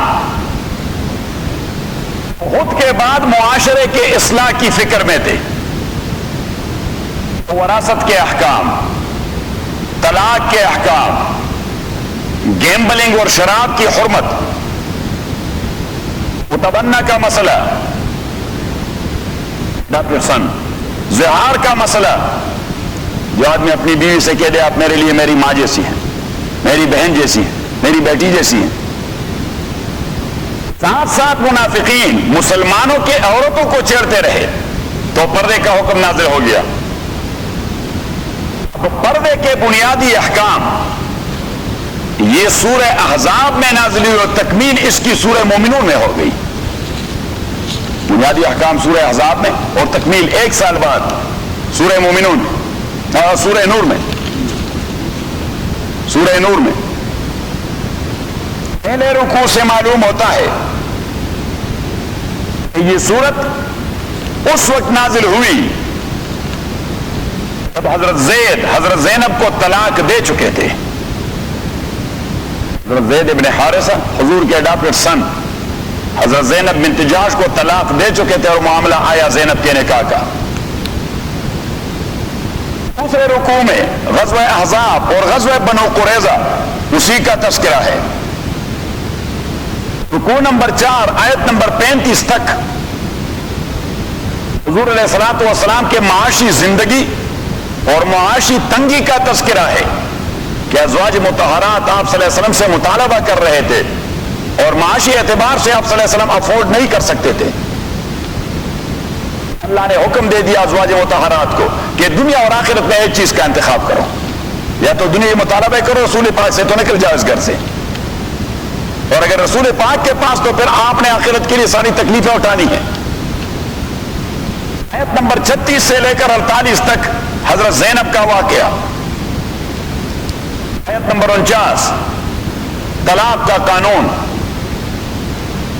آیت نمبر 50 سے لے کر 52 تک حضور علیہ الصلوۃ والسلام کے نکاحوں کے لیے خاص ضابطہ ایکسیپشن. آیت نمبر 53 سے لے کر 55 تک معاشرتی اصلاح. آیت نمبر 56 اور 57 میں تنبیہات وارننگز. رسول پاک پہ تہمت لگایا جاتا ہے. آیت نمبر 59 تیسرا اصلاحی قدم کہ خواتین پردے میں رہیں، اور بعد ازاں اس کا تذکرہ کہ افواہ سازی اور پروپیگنڈا کرنا یہ شریعت میں بہت بڑا جرم ہے. سورت کی ابتدا حضور کے پاس کچھ منافقین آئے اور وہ حضور سے کہنے لگے کہ کیوں نہ یہ جو قبائل رہتے ہیں ہمارے ارد گرد ہمارے دین کو نہیں مان رہے، ان سے کوئی کمپرومائز کی بات ہو جائے، کچھ باتیں ان کی مانی جائیں، کچھ باتیں ان کی مانی جائے. اب کون سی بات مانی جائے؟ یعنی حضور کون سی بات کو چھوڑے جس کے بجائے وہ ان کی بات کو مانے؟ حضور کے باتوں میں تو کوئی ایسی بات ہے نہیں جو چھوڑنے والی ہے. چھوڑیں گے تو اٹ مینس کہ وہ کفر اور اسلام کو مکس کر رہے ہیں. بات سمجھ میں آ رہی؟ صحیح. کفر اور اسلام کو مکس کرنے کا تصور ہی نہیں ہو سکتا. عقیدہ تو ایک سالڈ اور بسیط قسم کی چیز ہوتی ہے، اور ایک دل میں ایک عقیدہ ہوتا ہے. ایک دل میں ایک عقیدہ ہوتا ہے. ایک دل میں دو متضاد عقیدے نہیں آ سکتے. اسلام کا عقیدہ بھی ہو، کفر کا بھی ہو، توحید کا بھی ہو، شرک کا بھی ہو، یہ تو ہو نہیں سکتا. بس ایک دل میں تو ایک ہی عقیدہ ہونا چاہیے. تو اس دوسرے عقیدے کے اپنانے کے لیے دوسرا دل ہونا چاہیے، اور انسانوں میں کوئی ایسا نہیں کہ دل دو ہوتی. یہ تو آپ ایسا ڈیمانڈ کرتے ہیں رسول پاک سے کہ اس کو دوسرا دل ملنا چاہیے. ہاں وہ امکان تو ایکسپٹ کیسے ہوں گے؟ تو اب اللہ کریم نے فرمایا کہ حضور سے یہ ڈیمانڈ کرنا کہ کچھ اپنی بات چھوڑ کر کچھ ان کی مان لو، یہ تو ایسا ہے کہ آدمی کو دو دل چاہیے. صحیح. اور اگر بالفرض حضور نے یہ مان بھی لیا تو اس کے ماننے سے حقائق تبدیل نہیں ہوتے. تصورات سے حقائق تبدیل نہیں ہوتے. ان الظن لا یغنی من الحق شیئا. قرآن کریم میں بھی فرمایا ان الظن لا یغنی من الحق شیئا. حقائق تصورات سے نہیں بدلتے. قرآن نے بھی کہہ دیا کہ حقائق تصورات سے, اور انگریزی میں کہتے ہیں کہ فیکٹس آر سیکرڈ, کہ حقائق مقدس ہوتے ہیں, یہ ناقابل تبدیل. تو اللہ کریم فرماتے اگر آدمی اپنی بیوی کو ماں کہہ دے تو وہ ماں بن جاتی ہے. نہیں, یہ تو اس نے ایک تصوراتی بات کی جس کا حقیقت سے کوئی تعلق نہیں. تو گویا اللہ کریم اسی تناظر میں دو مسائل کو بھی واضح کر دیتا ہے اور اس اصل موضوع کو بھی واضح کر دیتا ہے. تو آپ نیچے دیکھیں, یا ایھا النبی, او نبی, اتق اللہ, ڈریے اللہ تعالیٰ سے. اتق اللہ, ڈریے اللہ تعالیٰ سے, نو کمپرومائز. اتق اللہ, ڈریے اللہ تعالیٰ سے, نو کمپرومائز. آپ کے دین میں کمپرومائز کا کوئی تصور ہے نہیں. یا ایھا النبی, او نبی, اتق اللہ, ڈریے اللہ تعالیٰ سے. ولا تطع الکافرین, آپ نہ مانے باتیں کافروں کی. والمنافقین, اور منافقوں کی, کیونکہ ان منافقوں کو وہ کافر استعمال کر رہے تھے اور کافروں کے بہاف پر حضور سے بات کر رہے تھے. کون؟ یہ منافقین. تو اللہ کریم نے فرمایا نہ ان منافقین کو مانے اور نہ ان کافرین کو مانے. وَلَا تُطِعِ الْكَافِرِينَ, اور نہ مانے باتیں کافروں کی. وَالْمُنَافِقِينَ, اور منافقوں کی. إِنَّ اللَّهَ, تاکہ اللہ تعالیٰ, کان غلیم الحکیم, وہ علم رکھنے والا اور وزڈم رکھنے والا ہے. وہ بات کو بھی جانتا ہے, اس کے نتیجے کو بھی جانتا ہے. علم کا معنی جو بات کو سرفیسلی جانتا ہو, حکمت کا معنی جو بات کے نتیجے کو جانتا ہو. تو اللہ کریم فرماتے ہیں بظاہر کبھی ان کی باتیں اچھی بھی ہو سکتی ہیں لیکن نتائج ان کے, یا سبحان اللہ. تو اللہ کریم نے فرمایا کہ میں ان کے بات کو بھی جانتا ہوں اور ان کے نتیجے کو بھی جانتا ہوں, کیونکہ یہ کبھی کبھار اتنی میٹھی میٹھی بات کرتے ہیں کہ آپ بھی ویری اٹینٹیولی ان کو لسن کرتے ہیں. رسول پاک صلی اللہ علیہ وسلم, کیونکہ رسول پاک صلی اللہ علیہ وسلم تو خود صاف دل کے آدمی تھے. پیغمبر سے زیادہ صاف دل تو اور کوئی ہو سکتا ہے؟ ذرا زور سے. پیغمبر میں کوئی منافقت کا شائبہ ہوتا ہے, کوئی دھوکے کا شائبہ ہوتا ہے؟ تو وہ تو جو آدمی بڑی پیاری بات کرے تو وہ تو بڑے توجہ سے سنتا ہے. اوف, یہ تو اہل اللہ مل گئے, سبحان اللہ, اتنے پیارے آدمی, اتنی خوبصورت باتیں. اور تبھی تو حضور علیہ السلام کو جب اللہ نے اطلاع دے دی تو پھر آپ صلی اللہ علیہ وسلم نے منافق کی پہچان بتا دی کہ السنتہم احلی من العسل وقلوبہم انتن من الجیفا, کہ منافق وہ ہوتے ہیں جن کی زبانیں تو ہنی سے زیادہ میٹھی ہوں لیکن ان کے دل مردار سے زیادہ گندے ہوں. صحیح, حضور نے کیا تشبیہ دے دی کہ السنتہم احلی من العسل, ان کی باتیں تو ہنی سے زیادہ میٹھی ہوں گی لیکن وقلوبہم انتن من الجیفا, ان کے خیالات مردار سے زیادہ گندے ہوں گے, بدبودار ہوں گے. اور یہ تصور سورہ المنافقون 22 میں پڑھیں.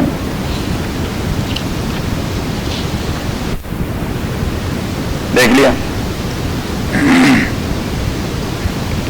سورہ المنافقون میں تو اللہ نے منافقین کی پوری ڈائسیکشن کروا دی ہے. اذا جاءك المنافقون, جب آ جاتے ہیں آپ کے پاس منافق, قالوا, تو وہ کہہ دیتے ہیں, نشہد, we bear witness, ہم گواہی دیتے ہیں. یہ نہیں کہ ہم کہتے ہیں, نہیں, کہنے اور گواہی دینے میں فرق ہے. صحیح, گواہی دینے کے حوالے سے آدمی کورٹ میں باؤنڈ ہوتا ہے کہ وہ بات کہے. قالوا نشہد, وہ کہتے ہیں ہم گواہی دے دیتے ہیں, انک لرسول اللہ, کہ آپ یقیناً اللہ کے رسول ہیں. اب یہ بات تو سچی ہے لیکن کیا کہنے والے بھی سچے تھے؟ ذرا زور سے. نہیں, وہ نہیں تھے سچے. تو اللہ کریم نے ایسا نہیں کہا کہ واللہ یشہد ان المنافقین لکاذبون, اللہ بھی گواہی دیتے کہ منافق جھوٹ بول رہے ہیں. اس سے تو یہ تصور ابھرتا تھا کہ آپ اللہ کے رسول تو نہیں, یہ گپ لگا رہے ہیں. اگر اللہ یہ بات کہہ دیتے کہ ان المنافقین, کہ منافقین کہتے ہیں نشہد انک لرسول اللہ, ہم گواہی دیتے ہیں کہ آپ اللہ کے رسول ہیں, اور پیچھے اللہ کہہ دیتے کہ اللہ گواہی دیتے کہ منافق جھوٹ بولتے ہیں. صحیح, تو اس کا الٹیمیٹ ریزلٹ کیا ہوتا؟ کہ آپ اللہ کے رسول نہیں ہیں, یہ ویسے جھوٹ بولتے ہیں, یہ ویسے جھوٹ بولتے ہیں. اور یہی سے پھر وہ قریش صاحب والی بات کہ اللہ کو عربی ٹھیک ٹھاک آتی ہے, اس نے خدشہ نہیں چھوڑا. تو فرمایا کہ قالوا نشہد انک لرسول اللہ, وہ کہتے ہیں ہم گواہی دیتے ہیں کہ تحقیق آپ خامخواہ اللہ کے رسول ہیں. واللہ یعلم, اللہ جانتا ہے, انک لرسول, کہ آپ اللہ کے رسول ہیں. اب دیکھیے رسالت کو کنفرم کروا دیا تو پھر پیچھے ریمارکس دے دیے کہ واللہ یشہد ان المنافقین لکاذبون، لیکن اللہ گواہی دے دیتا ہے کہ منافق جھوٹ بول رہے ہیں، وہ جھوٹ بولتے ہیں۔ درمیان میں یہ کہہ دیا کہ آپ کے رسالت میں کوئی مسئلہ نہیں، لیکن ان کے بات میں مسئلہ ہے۔ آپ کی رسالت ٹھیک ہے، اگر اس طرح اللہ کریم محمل بات کر جاتا تو پتہ نہیں آج کے ہیلے بہانے ڈھونڈنے والوں کو تو قرآن سے تائید ملتی کہ بھائی وہ رسول نہیں ہے، اللہ نے کہہ دیا کہ منافق جھوٹ بولتے ہیں کہ آپ اللہ کے رسول ہیں۔ ہاں؟ تو اللہ نے درمیان میں جملہ رکھ دیا کہ واللہ یعلم انک لرسول، اللہ کو پتہ ہے آپ اللہ کے پیغمبر ہیں۔ یہ کوئی بات ہے دلیل والی یا آرگومنٹس والی؟ لیکن پیچھے کہہ دیا کہ منافق جھوٹ بولتے ہیں کیونکہ ان کا بلیف نہیں ہے۔ اللہ یشہد ان المنافقین لکاذبون، اللہ کریم یشہد وہ گواہی دے دیتا ہے کہ منافق لکاذبون، وہ جھوٹ بولنے والے ہیں۔ اتخذوا ایمانہم جنۃ، اب شہادت جب آدمی کہہ رہتا ہے میں گواہی دے دیتا ہوں یا خدا کو حاضر ناظر جان کر، اس کو امام ابو حنیفہ رحمۃ اللہ علیہ قسم کہتے ہیں۔ کیا کہتے ہیں؟ قسم، کہ یہ الفاظ قسم کے ہیں۔ قسم کے ایک الفاظ تو یہ کہ بخدا یا قسم بخدا یا خدا کی قسم، اور ایک ہی کہ میں گواہی دے دیتا ہوں۔ گواہی دینا مین کہ میں قسم اٹھاتا ہوں، گواہی دے دیتا ہوں مین کہ میں قسم اٹھاتا ہوں۔ لفظ اشہدو یہ لغت عربی میں قسم کے لیے آتا ہے، یہ آپ نے کہ یہ عام فقہی مسئلہ ہے کہ شافعی رحمہ اللہ شہادت کو قسم نہیں کہتے، تو امام ابو حنیفہ رحمۃ اللہ علیہ فرماتے ہیں کہ then what is the big difference between a shahada and between a simple saying؟ ایک سادہ کہنے اور شہادت میں پھر بنیادی فرق کیا ہوتا ہے؟ nothing۔ واللہ یشہد ان المنافقین لکاذبون اتخذوا، اور امام ابو حنیفہ رحمۃ اللہ علیہ نے اپنے فکر کو اس دوسری آیت سے تائید دے دی کہ یہاں کسی قسم کا تذکرہ نہیں ہے، آیت میں صرف شہادت کا تذکرہ ہے، لیکن اللہ کریم نے ان کی شہادت کو قسم کہہ دیا کہ اتخذوا ایمانہم جنۃ، انہوں نے اپنی قسمیں اپنے لیے ڈال بنا دی ہیں۔ ڈال کہتے ہیں اسے وہ جس سے پروٹیکٹ کرتا ہے آدمی اپنے آپ کو، شیلڈ۔ اتخذوا ایمانہم جنۃ، انہوں نے اپنی قسموں کو اپنے لیے شیلڈ بنا دیا ہے۔ فصدوا عن سبیل اللہ، یہ رک گئے ہیں اور رکواتے رہتے لوگوں کو اللہ کے راستے سے۔ انہم ساء ما کانوا یعملون، بہت برا ہے ان کا یہ کردار جو وہ کر رہے ہیں۔ ذالک بانہم، یہ اس وجہ سے کہ یہ لوگ آمنوا ظاہری طور پر ایمان لا چکے ہیں، آمنوا ظاہری طور پر، ثم کفروا، اور دلی اعتبار سے کافر ہو چکے، فتبع علی قلوبہم، تو اللہ کریم نے ان کے دلوں پر سیل لگا دیا ہے۔ فہم لا یفقہون، لہذا بات ان کے پلے نہیں پڑتی، کیونکہ سمجھنا تو ہے دل سے اور وہاں اللہ نے سیل لگا دیا ہے، تو بات کیسے پلے پڑے گی؟ وَإِذَا رَأَيْتَهُمْ، اور جب آپ ان کو دیکھتے او میرے نبی صلی اللہ علیہ وسلم، تعجبک اجسامہم، تو آپ ان کے باڈیلی اسٹرکچر اور ان کے حلیے وہ آپ کو حیران کر دیتے۔ یا سبحان اللہ، کیا نورانی چہرہ ہے، کیا نورانی چہرہ، کیونکہ 200 قسم کے ویسدین انہوں نے لگا دیے ہوتے ہیں، صحیح، اور 2-4 قسم کے فریگرنسز انہوں نے لگا دیے ہوتے ہیں، اور پتہ نہیں کس قسم کے تیل وغیرہ لگا دیے ہوتے ہیں، اور کس عجیب قسم کے کپڑے، مولانا قبانی۔ فَإِذَا رَأَيْتَهُمْ تُعْجِبُكَ أَجْسَامُهُمْ، جب آپ ان کو دیکھتے ہیں، تُعْجِبُكَ أَجْسَامُهُمْ، تو ان کے اجسام یا ان کے حلیے وہ آپ کو حیران کر دیتی ہے۔ واہ سبحان اللہ، یہ جو مرزا ناصر اسمبلی میں آئے نا، مرزا ناصر بھٹو کے زمانے میں جب اسمبلی میں آئے، قادیانیت کا جو مسئلہ تھا، تو وہ سارے جو لوگ بیٹھے ہوئے تھے ممبرز، ان کو دین کا کیا پتہ تھا، انہوں نے کہا یہ مولیوں کا اللہ بیڑا غرق کر دے، اتنے فرشتہ صورت آدمی کے خلاف لگے ہوئے کہ یہ کافر ہے۔ یہ دیکھیے حلیے کو تو دیکھیں، کیسی سفید پگڑی اور سفید داڑھی اور چمکتے ہوئے اینک اور ہاتھ میں لاٹھی اور دوسرے ہاتھ میں تسبیح اور اللہ اللہ کرتا ہوا اور لمبا کرتا پہنے ہوئے، اور پتہ یہ جبریل امین کا چچا زاد بھائی لگتا ہے، اور مسلمان یہ مولوی کہتے ہیں کہ یہ کافر ہے۔ صحیح، مفتی محمود صاحب رحمۃ اللہ علیہ فرمایا کرتے میں نے کہا خداوندہ ابن جاہلوں کو کون سمجھائے گا، کیونکہ تو اس کے حلیے سے ہی متاثر ہو گئے، اس کے حلیے سے متاثر ہو گئے۔ لیکن مفتی رحمۃ اللہ علیہ فرماتے ہیں کہ اندر سے تو وہ گو کا ڈھیر تھا، تو جب بولنے پہ آیا تو وہ گو وہ اسمیل کرتا رہا، وہ بدبو دیتا رہا، جو وہ کچھ کہتا رہا تھا، ہاں تو وہ بدبو دیتا رہا، اور پھر اسے پالا بھی پڑا تھا مفتی محمود سے، اسے پالا پڑا تھا دارالعلوم دیوبند کے عظیم محدث سے مفتی محمود صاحب رحمۃ اللہ علیہ سے۔ 14 دن اس نے بیانات دے دے، مفتی صاحب نے پھر جرا شروع کر دیا، صاحب نے ذرا شروع کر دیا. اب وہ بھی مولوی تو تھے, صحیح. اور مفتی صاحب رحمۃ اللہ علیہ نے کہہ دیا ان لوگوں کو مخاطب کرتے ہوئے کہ مرزا صاحب نے اپنی کتاب میں لکھا ہے کہ جو میری نبوت پہ ایمان نہیں رکھے تو وہ کافر اور پکے کافر ہیں. تو اس نے پوچھ لیا اسمبلی والوں سے کہ آپ ایمان رکھتے ہیں مرزا صاحب کی نبوت پر؟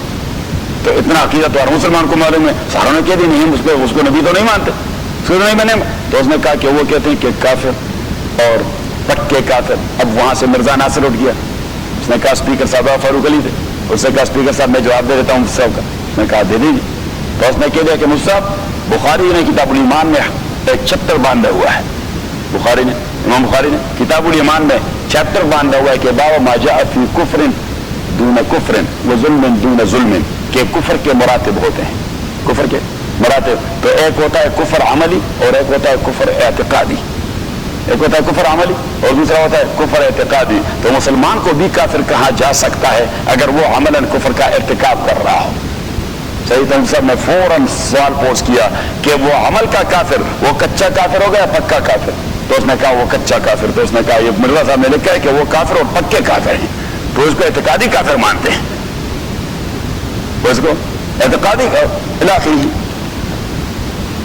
اذا رأيتهم تعجبك أجسامهم وإن يقولوا تسمع لقولهم وإن يقولوا, اور اگر وہ بولتے ہیں تسمع لقولهم تو آپ ان کی باتوں کو ویرے اٹینٹیولی سنتے ہیں, کیونکہ وہ باتیں بڑی پیاری پیاری کرتے ہیں.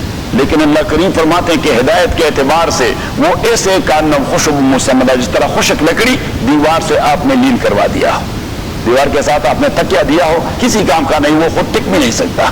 تو اللہ کریم نے فرمایا یہ ایسے بے فائدے قسم کے لوگ, ان کا نہ حلیہ کام کا اور نہ ان کا بول کام کا, ان کا بول اور قول کام کا اور نہ ان کا حلیہ کام کا. تو واپس اپنے سبق پہ. یا ایھا النبی, او نبی, اتق اللہ, ڈریے اللہ تعالیٰ سے, ولا تطع الکافرین, اور نہ مانے کوئی بھی بات کافروں کی, والمنافقین, اور منافقوں کی, ان اللہ کان غلیما حکیما, تحقیق اللہ تعالیٰ کان غلیما, وہ جاننے والا ہے ان کے بات کو ظاہراً بھی, حکیما, اور جو نتیجہ انہوں نے وہاں اپنے دل میں چھپایا ہوا ہے. اللہ کریم فرماتے ہیں وہ بھی مجھے معلوم ہے کہ یہ اس کے پس منظر میں کیا کروانا چاہتے ہیں.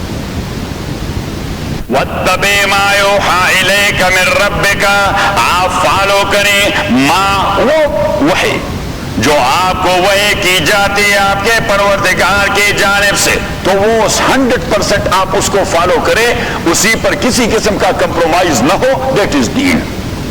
And the moment you will deviate even a little bit, so it means you will go astray of the path of Allah subhanahu wa ta'ala. آپ ذرا سورہ بنی اسرائیل پر چلے جائیں.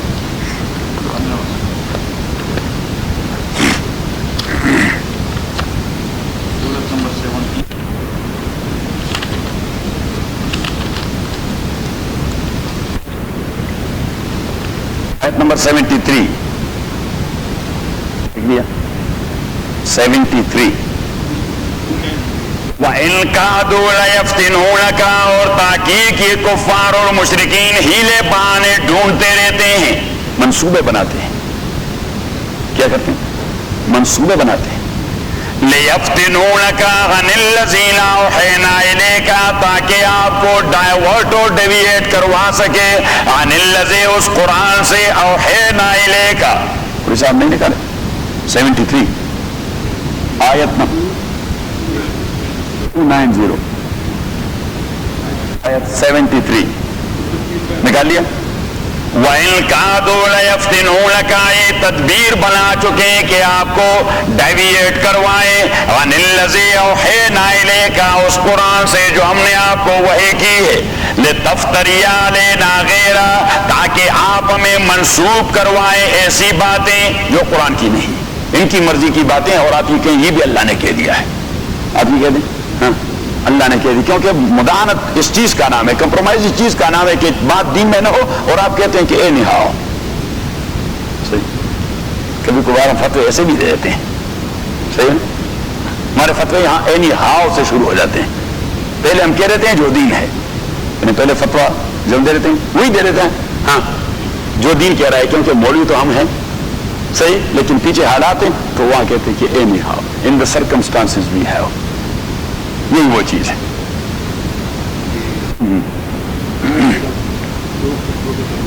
بہت ہے.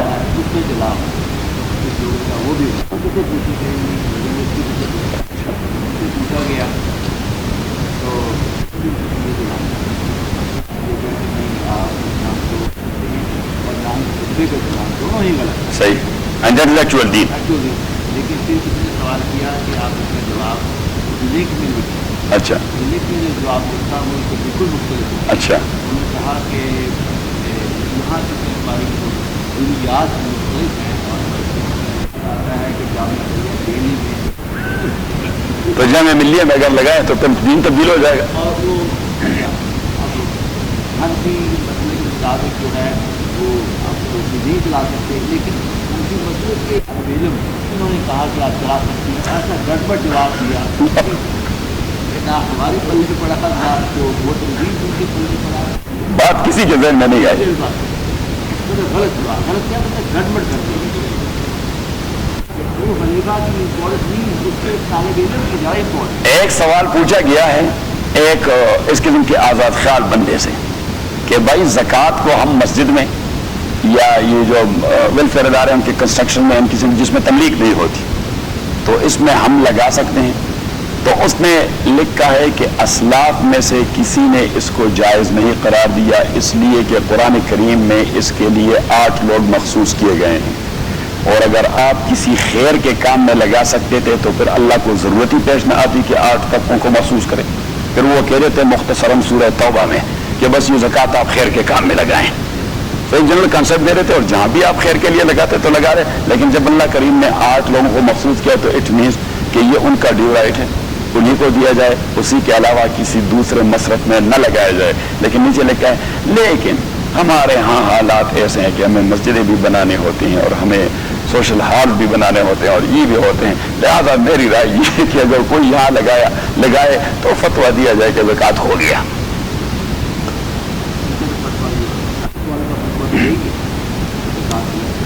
اللہ اکبر. وَإِن كَادُوا لَيَفْتِنُونَكَ عَنِ الَّذِي أَوْحَيْنَا إِلَيْكَ, یہ لوگ منصوبہ بنا چکے کہ آپ کو ہٹائیں عَنِ الَّذِي, اس قرآن سے, أَوْحَيْنَا إِلَيْكَ جو ہم نے آپ کو یہ کر دیے, لِتَفْتَرِيَ عَلَيْنَا غَيْرَهُ تاکہ آپ ہمیں منسوب کریں اس قرآن کے علاوہ کوئی دوسری بات جو ان کی مرضی کو. اور اگر آپ نے یہ کر دیا تو وہ تو ان کی مرضی کی بات ہوگی. تو اللہ کریم نے بتا دیا وَإِذَا لَاتَّخَذُوكَ خَلِيلًا, پھر وہ آپ کو اپنا جگری دوست بنا دیں گے, پھر وہ آپ کے ساتھ ان کی کوئی دشمنی رہے گی نہیں. آپ کے ساتھ وَإِذَا لَاتَّخَذُوكَ خَلِيلًا, خلیل کا معنی جگری دوست, پھر وہ آپ کو گلے لگائیں گے, سینہ لگائیں گے. وَإِذَا لَاتَّخَذُوكَ خَلِيلًا, اب اللہ کریم فرماتے ہیں انسانی نیچر کی بات کر رہا ہے کہ پیغمبر کو تو میں استقامت دے دیتا ہوں, اگر پیغمبر صرف انسان ہو کے رہتا تو کبھی اس قسم کے معاملات کا مقابلہ نہ کر سکتا. سارے لوگ آدمی پر یلغار کر جائے اور ایک ہی آدمی رہے, وہ کہے بھائی میں کیا مصیبت میں پھنسا ہوں, چلو جائز ہے, کیا کہتے ہیں, وہ بھی کہا جاتا ہے کہ چلو جائز ہے جی. وہاں اس کا یہ مسئلہ ہو گیا, اس کا موقف یہ نہیں ہے, اس لیے تو وہ بتا دیتا ہے یہ اینی ہاؤ, یہ چلو جائز ہے والا مسئلہ ہے, یلغار والا مسئلہ ہے. تو اللہ کریم نے بھی کہہ دیا کہ وَلَوْلَا أَن ثَبَّتْنَاكَ, اگر ہم آپ کو استقامت نہ دیتے, لَقَدْ كِدْتَ تَرْكَنُ إِلَيْهِمْ شَيْئًا قَلِيلًا, تو آپ ہو جاتے دھیرے دھیرے ان کے لیے نرم ہوتے, آپ بھی دھیرے دھیرے ان کے لیے نرم ہوتے. اللہ کریم نے فرمایا کہ اگر نرم ہو جاتے تو وَإِذَا لَأَذَقْنَاكَ ضِعْفَ الْحَيَاةِ وَضِعْفَ الْمَمَاتِ, اور ہم اسی وقت آپ کو چکھا دیتے آپ کی زندگی میں عذاب کا مزہ, وضعف الممات, اور مرنے کے بعد عذاب کا مزہ, ثم لا تجد لك علينا نصيرا, اور ایسی صورت میں آپ کو ہمارے مقابلے میں کوئی سپورٹر نہ ملتا, کیونکہ جس کو اللہ نے پھر مارنا ہوتا ہے کون اسے پروٹیکٹ کرے گا. تو اللہ کریم فرماتے اگر دھیرے دھیرے آپ ایسے ہو جاتے تو ہم آپ کو زندگی میں بھی مزہ سکھاتے اور آپ کو مرنے کے بعد بھی مزہ سکھاتے. ضعف کا معنی عذاب, سخت عذاب. اذا لأذقناك ضعف الحیات, اے عذابا فی الحیات وعذابا بعد الممات ثم لا تجد لك علینا نصیرا. تو اٹ مینز کہ دین میں کسی چیز کی کوئی کمپرومائز ہے نہیں. آپ ذرا جائیں سورہ قلم پر, دوسری سورت نون 560. نون والقلم وما يسطرون. نون نبوت محمد حق, محمد کی نبوت حق ہے صلی اللہ علیہ وسلم. نون 560 565. نون والقلم وما يسطرون نبوت محمد. نون میں نبوت محمد حق, محمد کی نبوت حق ہے صلی اللہ علیہ وسلم. والقلم, مجھے قسم قلم کی, وما يسطرون, اور ان باتوں کی جو لوگ لکھتے ہیں قلم کے ذریعے یعنی علوم کی. ما انت بنعمت ربک بمجنون, نہیں ہے آپ بنعمت ربک اپنے پروردگار کی نعمت سے بمجنون دیوانے. وان لک لاجرا غیر ممنون, اور تاکہ آپ کے لیے کیسا ریوارڈ ہے جو کبھی منقطع نہ ہونے والا ہے. تو یہ دلالت ختم نبوت کا کہ منقطع نہ ہونے والا ریوارڈ آپ کو تبھی ملے گا جب کہ فالوورز موجود رہیں گے. تو اٹ مینز کہ your followers will be going on in this world until day of judgement. تو یہ ختم نبوت. وَإِنَّكَ لَعَلَىٰ خُلُقٍ عَظِيمٍ, اور تاپیک آپ لَعَلَىٰ خُلُقٍ عَظِيمٍ, بہت بڑے اخلاق کے مالک ہیں. فَسَتُبْصِرُ وَيُبْصِرُونَ بِأَيِّكُمُ الْمَفْتُونُ, یہ بھی دیکھ لیں گے اور آپ بھی دیکھ لیں گے کہ کون آپ لوگوں میں مجنون تھا. مفتون کا معنی مجنون. ان ربک هو عالم بمن ضل عن سبیلہ, آپ کے پروردگار ٹھیک جانتا ہے اس کو ضل عن سبیلہ جو اللہ کے راستے سے ہٹ گیا ہے. وہ عالم بالمعتدین, اور وہ جانتا ہے ان لوگوں کو جو ہدایت پا چکے. فلا تطع المکذبین, جٹلانے والوں کی ایک بات بھی نہ مانے. فلا تطع المکذبین, it means کہ again and again they were trying to their best to have a compromise with رسول اللہ صلی اللہ علیہ وسلم. تو وہ آتے تھے آپ صلی اللہ علیہ وسلم کے پاس, کبھی دبا کے اور کبھی حرص دے کے اور کبھی مفادات کی بات کرتے اور کبھی ایک کرتا اور کبھی دوسرا کرتا. تو اللہ کریم بار بار کہ فلا تطع المکذبین, ان کی ایک بات بھی نہ مانے. ہاں, کیونکہ اگر ان کو ایکسس مل گیا, یا سبحان اللہ, فلا ایکسس نہیں دینا چاہیے. فلا تطع المکذبین, تو آپ نہ مانے کوئی بھی بات ان مکذبین کی. ودو, یہ چاہتے ہیں, ودو یہ چاہتے ہیں, ودو یہ چاہتے ہیں, لو تدہنو, کہ آپ مداہنت کریں. مداہنت کا معنی پرنسپل سٹینڈ میں نرمی پیدا کرنا. یہ آپ لکھیں یہ ترجمہ. مداہنت کا معنی پرنسپلز میں نرمی پیدا کرنا, پرنسپلز کو چینج کرنا, ایون اے لٹل بٹ. ودو لو تدہنو فیدہنون, یہ چاہتے ہیں کہ آپ مداہنت کریں. فیدہنون, تو یہ بھی کچھ کمپرومائز کرنے پہ اتر آئیں گے. اگر آپ نے کچھ اصول اپنے چھوڑ دیے, یہ بھی کچھ اپنے چھوڑ دیں گے. یہ تو اسی کے لیے, کیونکہ وہ چھوڑے تو کفر کو چھوڑیں گے, لیکن آپ چھوڑیں گے تو کس چیز کو چھوڑیں گے؟ وہ چھوڑیں گے تو کفر کو چھوڑیں گے, صحیح, اور آپ چھوڑیں گے تو دین کو. تو ان کے ہاتھ تو چھوڑنے کا تصور ہے, لیکن آپ کے ہاتھ تو کوئی تصور ہو نہیں سکتا. تو واپس اپنے سبق وَاتَّبِعْ مَا يُوحَىٰ إِلَيْكَ, اور فالو کریں مَا يُوحَىٰ إِلَيْكَ, وہ جو آپ کو وحی کی جاتی ہے آپ کے پروردگار کی جانب سے. إِنَّ اللَّهَ كَانَ بِمَا تَعْمَلُونَ خَبِيرًا, تحقیق اللہ تعالیٰ اس کردار پر جو آپ کرتے ہیں مکمل خبر رکھتے ہیں. وَتَوَكَّلْ, اب یہ کیے کمپرومائز نہ کرنا اور سٹینڈ لینا آسان کام ہے یا مشکل؟ جب یہ الغار ہو رہا ہو, آسان کام ہے یا مشکل؟ تو تبھی اللہ کریم نے پیچھے کہہ دیا رسول پاک سے بھی, وہ توکل علی اللہ, آپ توکل کریں اللہ پہ, اعتماد رکھیں کس پر؟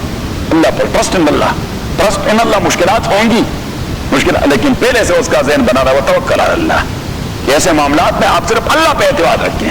اور جب آدمی کا عقیدہ اللہ پہ بن جاتا ہے تو پھر مشکلات اس کو مشکلات نہیں معلوم ہوتے. صحابہ کرام رضوان اللہ علیہم اجمعین, جب ان کو اسلحہ لگ جاتا اور آخری ٹائم میں ہوتے تو سارے صحابہ ایک جملہ کہہ رہے تھے کہ فزت ورب الکعبہ, مجھے رب کعبہ کی قسم کامیابی مل گئی. رب کعبہ کی قسم کامیابی مل گئی. وہ ایک شاعر نے کہہ دیا کہ جان دی ہوئی اسی کی تھی, حق تو یہ ہے کہ حق ادا نہ ہوا. جان دی, ہاں, کس کی جان تھی؟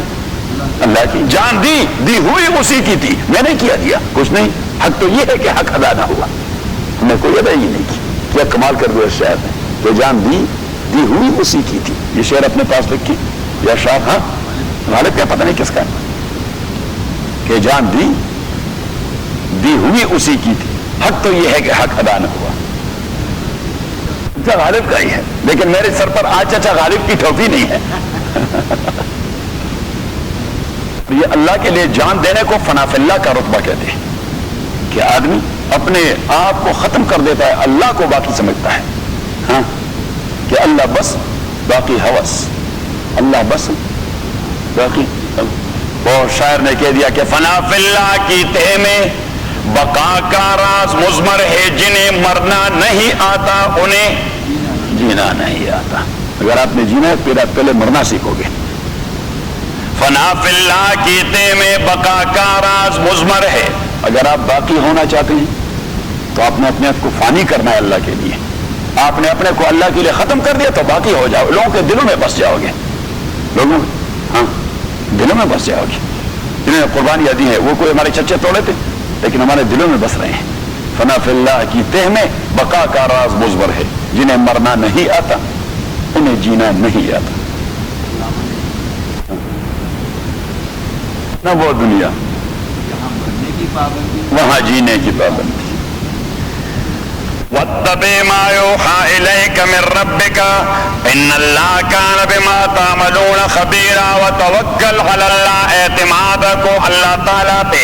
وَكَفَىٰ بِاللَّهِ وَكِيلًا، کافی ہے اللہ تعالیٰ وکیلاً کارساز. وکیل کا معنی کارساز، سارے معاملات کو سدھارنے والا وہی کافی ہے.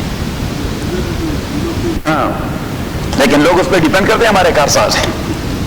ما جعل اللہ لرجل من قلبین فی جوفہ. اب اصل موضوع پر آ رہا ہے کہ آپ محمد سے کمپرومائز کی بات کر رہے ہیں، یہ تو بلیف کا مسئلہ ہے. تو ایک دل میں تو ایک ہی بلیف ہو سکتا ہے، دو کنٹرڈکٹ ٹائپ کے بلیف ایک دل میں نہیں ہو سکتے. تو یہ کون سے دل پر یہ دوسرا بلیف اختیار کرے گا جو اس کے اصل بلیف کے متضاد ہے؟ صحیح، اس کا کوئی دوسرا دل ہے کہ اسی میں داخل کر دیں. تو فرمایا کہ ما جعل اللہ لرجل من قلبین فی جوفہ، اللہ نے پیدا نہیں کیے کسی بھی مرد کے لیے من قلبین، کسی بھی شخص کے لیے من قلبین دو دل، فی جوفہ اس کے سینے کے اندر. وما جعل ازواجکم اللہ تظاہرون منہن امہاتکم. اب اللہ کریم کہتے ہیں الشیء یذکر بالشیء، الشیء یذکر بالشیء. آدمی کبھی بات کرتا ہے تو فوراً کہ ہاں وہ مجھے بات یاد آ گئی، ہاں وہ عام بات ہوتی ہے تو ایک بات سے یاد آ جاتی ہے. تو اللہ کریم نے جب یہ اس بات کو رد کر دیا ما جعل اللہ من رجل فی قلبین فی جوفہ، تو پیچھے اس انداز سے اس تصور کو رد کر دیا. اس تصور کو رد کہ تصورات سے حقائق تبدیل نہیں ہوتے. آپ جو کسی کو اپنا بیٹا کہہ جاتے ہیں وہ حقیقتاً آپ کا بیٹا بن جاتا ہے؟ نو نیور، نو یہ تصورات والی بات ہے، حقائق سے اس کا کوئی تعلق نہیں ہوتا. ابھی ہم ڈی این اے ٹیسٹ کے لیے لے جائیں گے، حقائق آشکارا ہو جائیں گے. صحیح، بھی ڈی این اے کے لیے لے جائیں گے حقیقت واضح ہو جائے گی کہ بھائی یہ تصور کی بات ہے، حقیقت کی بات نہیں. اور اگر آپ بیوی سے کہہ دیں کہ آپ میرے لیے ایسی ہے میری ماں، یا آپ میری ماں کی طرح، تو وہ ماں بن جاتی ہے، حقائق نہیں تبدیل ہوتے. ما جعل اللہ لرجل من قلبین فی جوفہ وما جعل ازواجکم اللہ تظاہرون منہن امہاتکم. اور نہیں بنایا اللہ تعالیٰ نے آپ لوگوں کی وہ بیویاں تظاہرون منہن جن سے آپ ظہار کرتے ہیں، امہاتکم ان کو اللہ تعالیٰ نے آپ کے حقیقی مائیں نہیں بنائی. تو مشرکین مکہ کے ہاں یہ ایک رواج تھا ان کا کسٹم کہ ایک آدمی اپنی بیوی سے کہہ دیتا یا آپ میرے لیے میری ماں کی طرح ہے، تو وہ ایسی پرپیچول اور ایور لاسٹنگ حرام ہو جاتی جس طرح ماں حرام ہے. پرپیچول اور ایور لاسٹنگ حرام ہو جاتی کہ جیسی. اور حضور علیہ الصلوۃ والسلام کے پاس کیس آیا، آپ جائیں سورہ المجادلہ میں.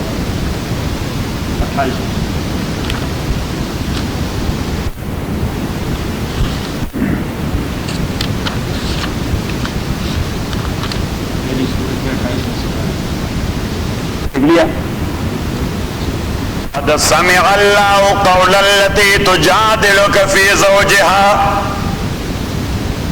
اوس ابن صامت رضی اللہ تعالیٰ عنہ حضور کے صحابی ہیں، اس کا بھائی بھی ہے عبادہ ابن صامت، دونوں صحابی ہیں، عبادہ ابن صامت اور اوس ابن صامت۔ یہ اوس ابن صامت کی بیوی تھی، اوس ابن صامت اس کی بیوی تھی رضی اللہ تعالیٰ عنہ۔ اوس ابن صامت بوڑھے آدمی تھے، مریض بھی تھے، بستر پہ پڑے تھے، بستر پہ پڑے، اور عرب بھی تو سندھیوں کی طرح جذباتی لوگ ہیں، وہ ڈنڈے والے لوگ ہیں، ٹھیک ٹھاک کنٹرول رکھتے ہیں۔ بیوی نے کوئی بات کی اور اس کو غصہ آیا، اور اس نے غصے میں کہہ دیا کہ آج کے بعد آپ میرے لیے میری ماں جیسی ہیں۔ صحیح۔ اب بوڑھی کو بھی فکر پڑ گئی، خدا کا بندہ بستر پہ پڑا ہوا ہے، کوئی ہے بھی نہیں خدمت کے لیے، کون رہے گا اس کے ساتھ، خدمت کون کرے گا، پتہ نہیں۔ آ گئی رسول پاک صلی اللہ علیہ وسلم کے پاس، کیونکہ تصور تو وہی آ رہا تھا زمانہ جاہلیت سے کہ اب عبدالآباد کے لیے حرام ہو جاتی ہے، کیا ہو جاتی، اور جب حرام ہو گئی تو ایک ساتھ رہ نہیں سکتے، بس میں آ گئی۔ تو وہ آ گئی رسول پاک صلی اللہ علیہ وسلم کے پاس کہ اللہ کے نبی اوس نے مجھے اس طرح کہہ دیا ہے، تو اب کیا ہوگا؟ تو حضور الصلوۃ والسلام نے فرمایا ظننت انک حرمت علیہ، میرا خیال ہے آپ اس پر حرام ہو چکی ہیں۔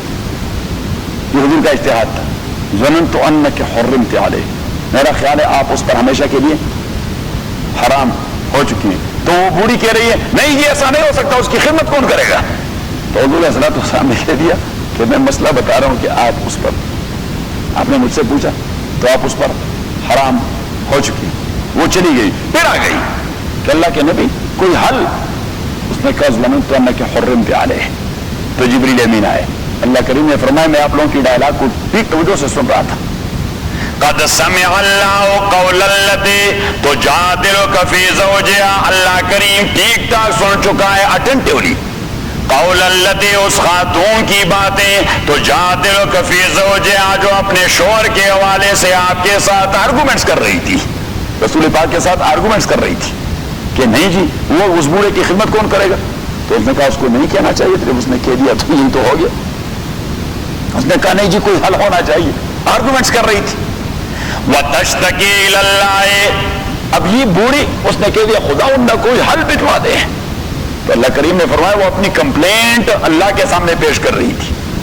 وَتَشْتَكِي إِلَى اللَّهِ، اور وہ کمپلینٹ پیش کر رہی تھی اللہ کے سامنے۔ وَاللَّهُ يَسْمَعُ تَحَاوُرَكُمَا، اللہ کریم وہ سن رہا تھا آپ لوگوں کے ڈائلاگ کو۔ تحاور اس سے لفظ نکلا ہے، عربی کا ہے، اردو میں مستعمل ہے محاورہ، کیا کہتے ہیں جسے ہم محاورات کہتے ہیں، انگریزی میں کیا کہتے ہیں محاورہ کو؟ پرووربس۔ تو یہ پروورب یہ محاورہ، کیونکہ وہ ڈائلاگ سے ابھر آتے ہیں، کئی ڈائلاگ ہوا ہوتا ہے، ایسا نہیں کہ بس کسی آدمی کے ذہن میں بات آئی اور بس اس نے لگا دی، نہیں، یہ برسوں کی محنت سے ایک جملہ نکل آتا ہے، اس کا بڑا ہسٹوریکل بیک گراؤنڈ ہوتا ہے پروورب۔ اللہ یسمع تحاورکما ان اللہ سمیع بصیر الذین یظاہرون منکم من نسائہم، وہ لوگ جو ظہار کرتے ہیں آپ لوگوں میں سے اپنی بیویوں سے، ما ہن امہاتہم، یہ بیویاں ان کی مائیں نہیں بنتی، کہنے سے ان کی مائیں نہیں بنتی، تصورات سے حقائق میں تبدیلی نہیں آتی۔ ان امہاتو الا اللہ ولدنا، ان کی مائیں تو وہ ہیں ولدنہم جو ان کو بورن کر چکی ہے، اردو میں کیا کہیں گے، جنم دے چکی ہے۔ وَإِنَّهُمْ لَيَقُولُونَ، اب اللہ کریم نے ایسا بھی نہیں کہا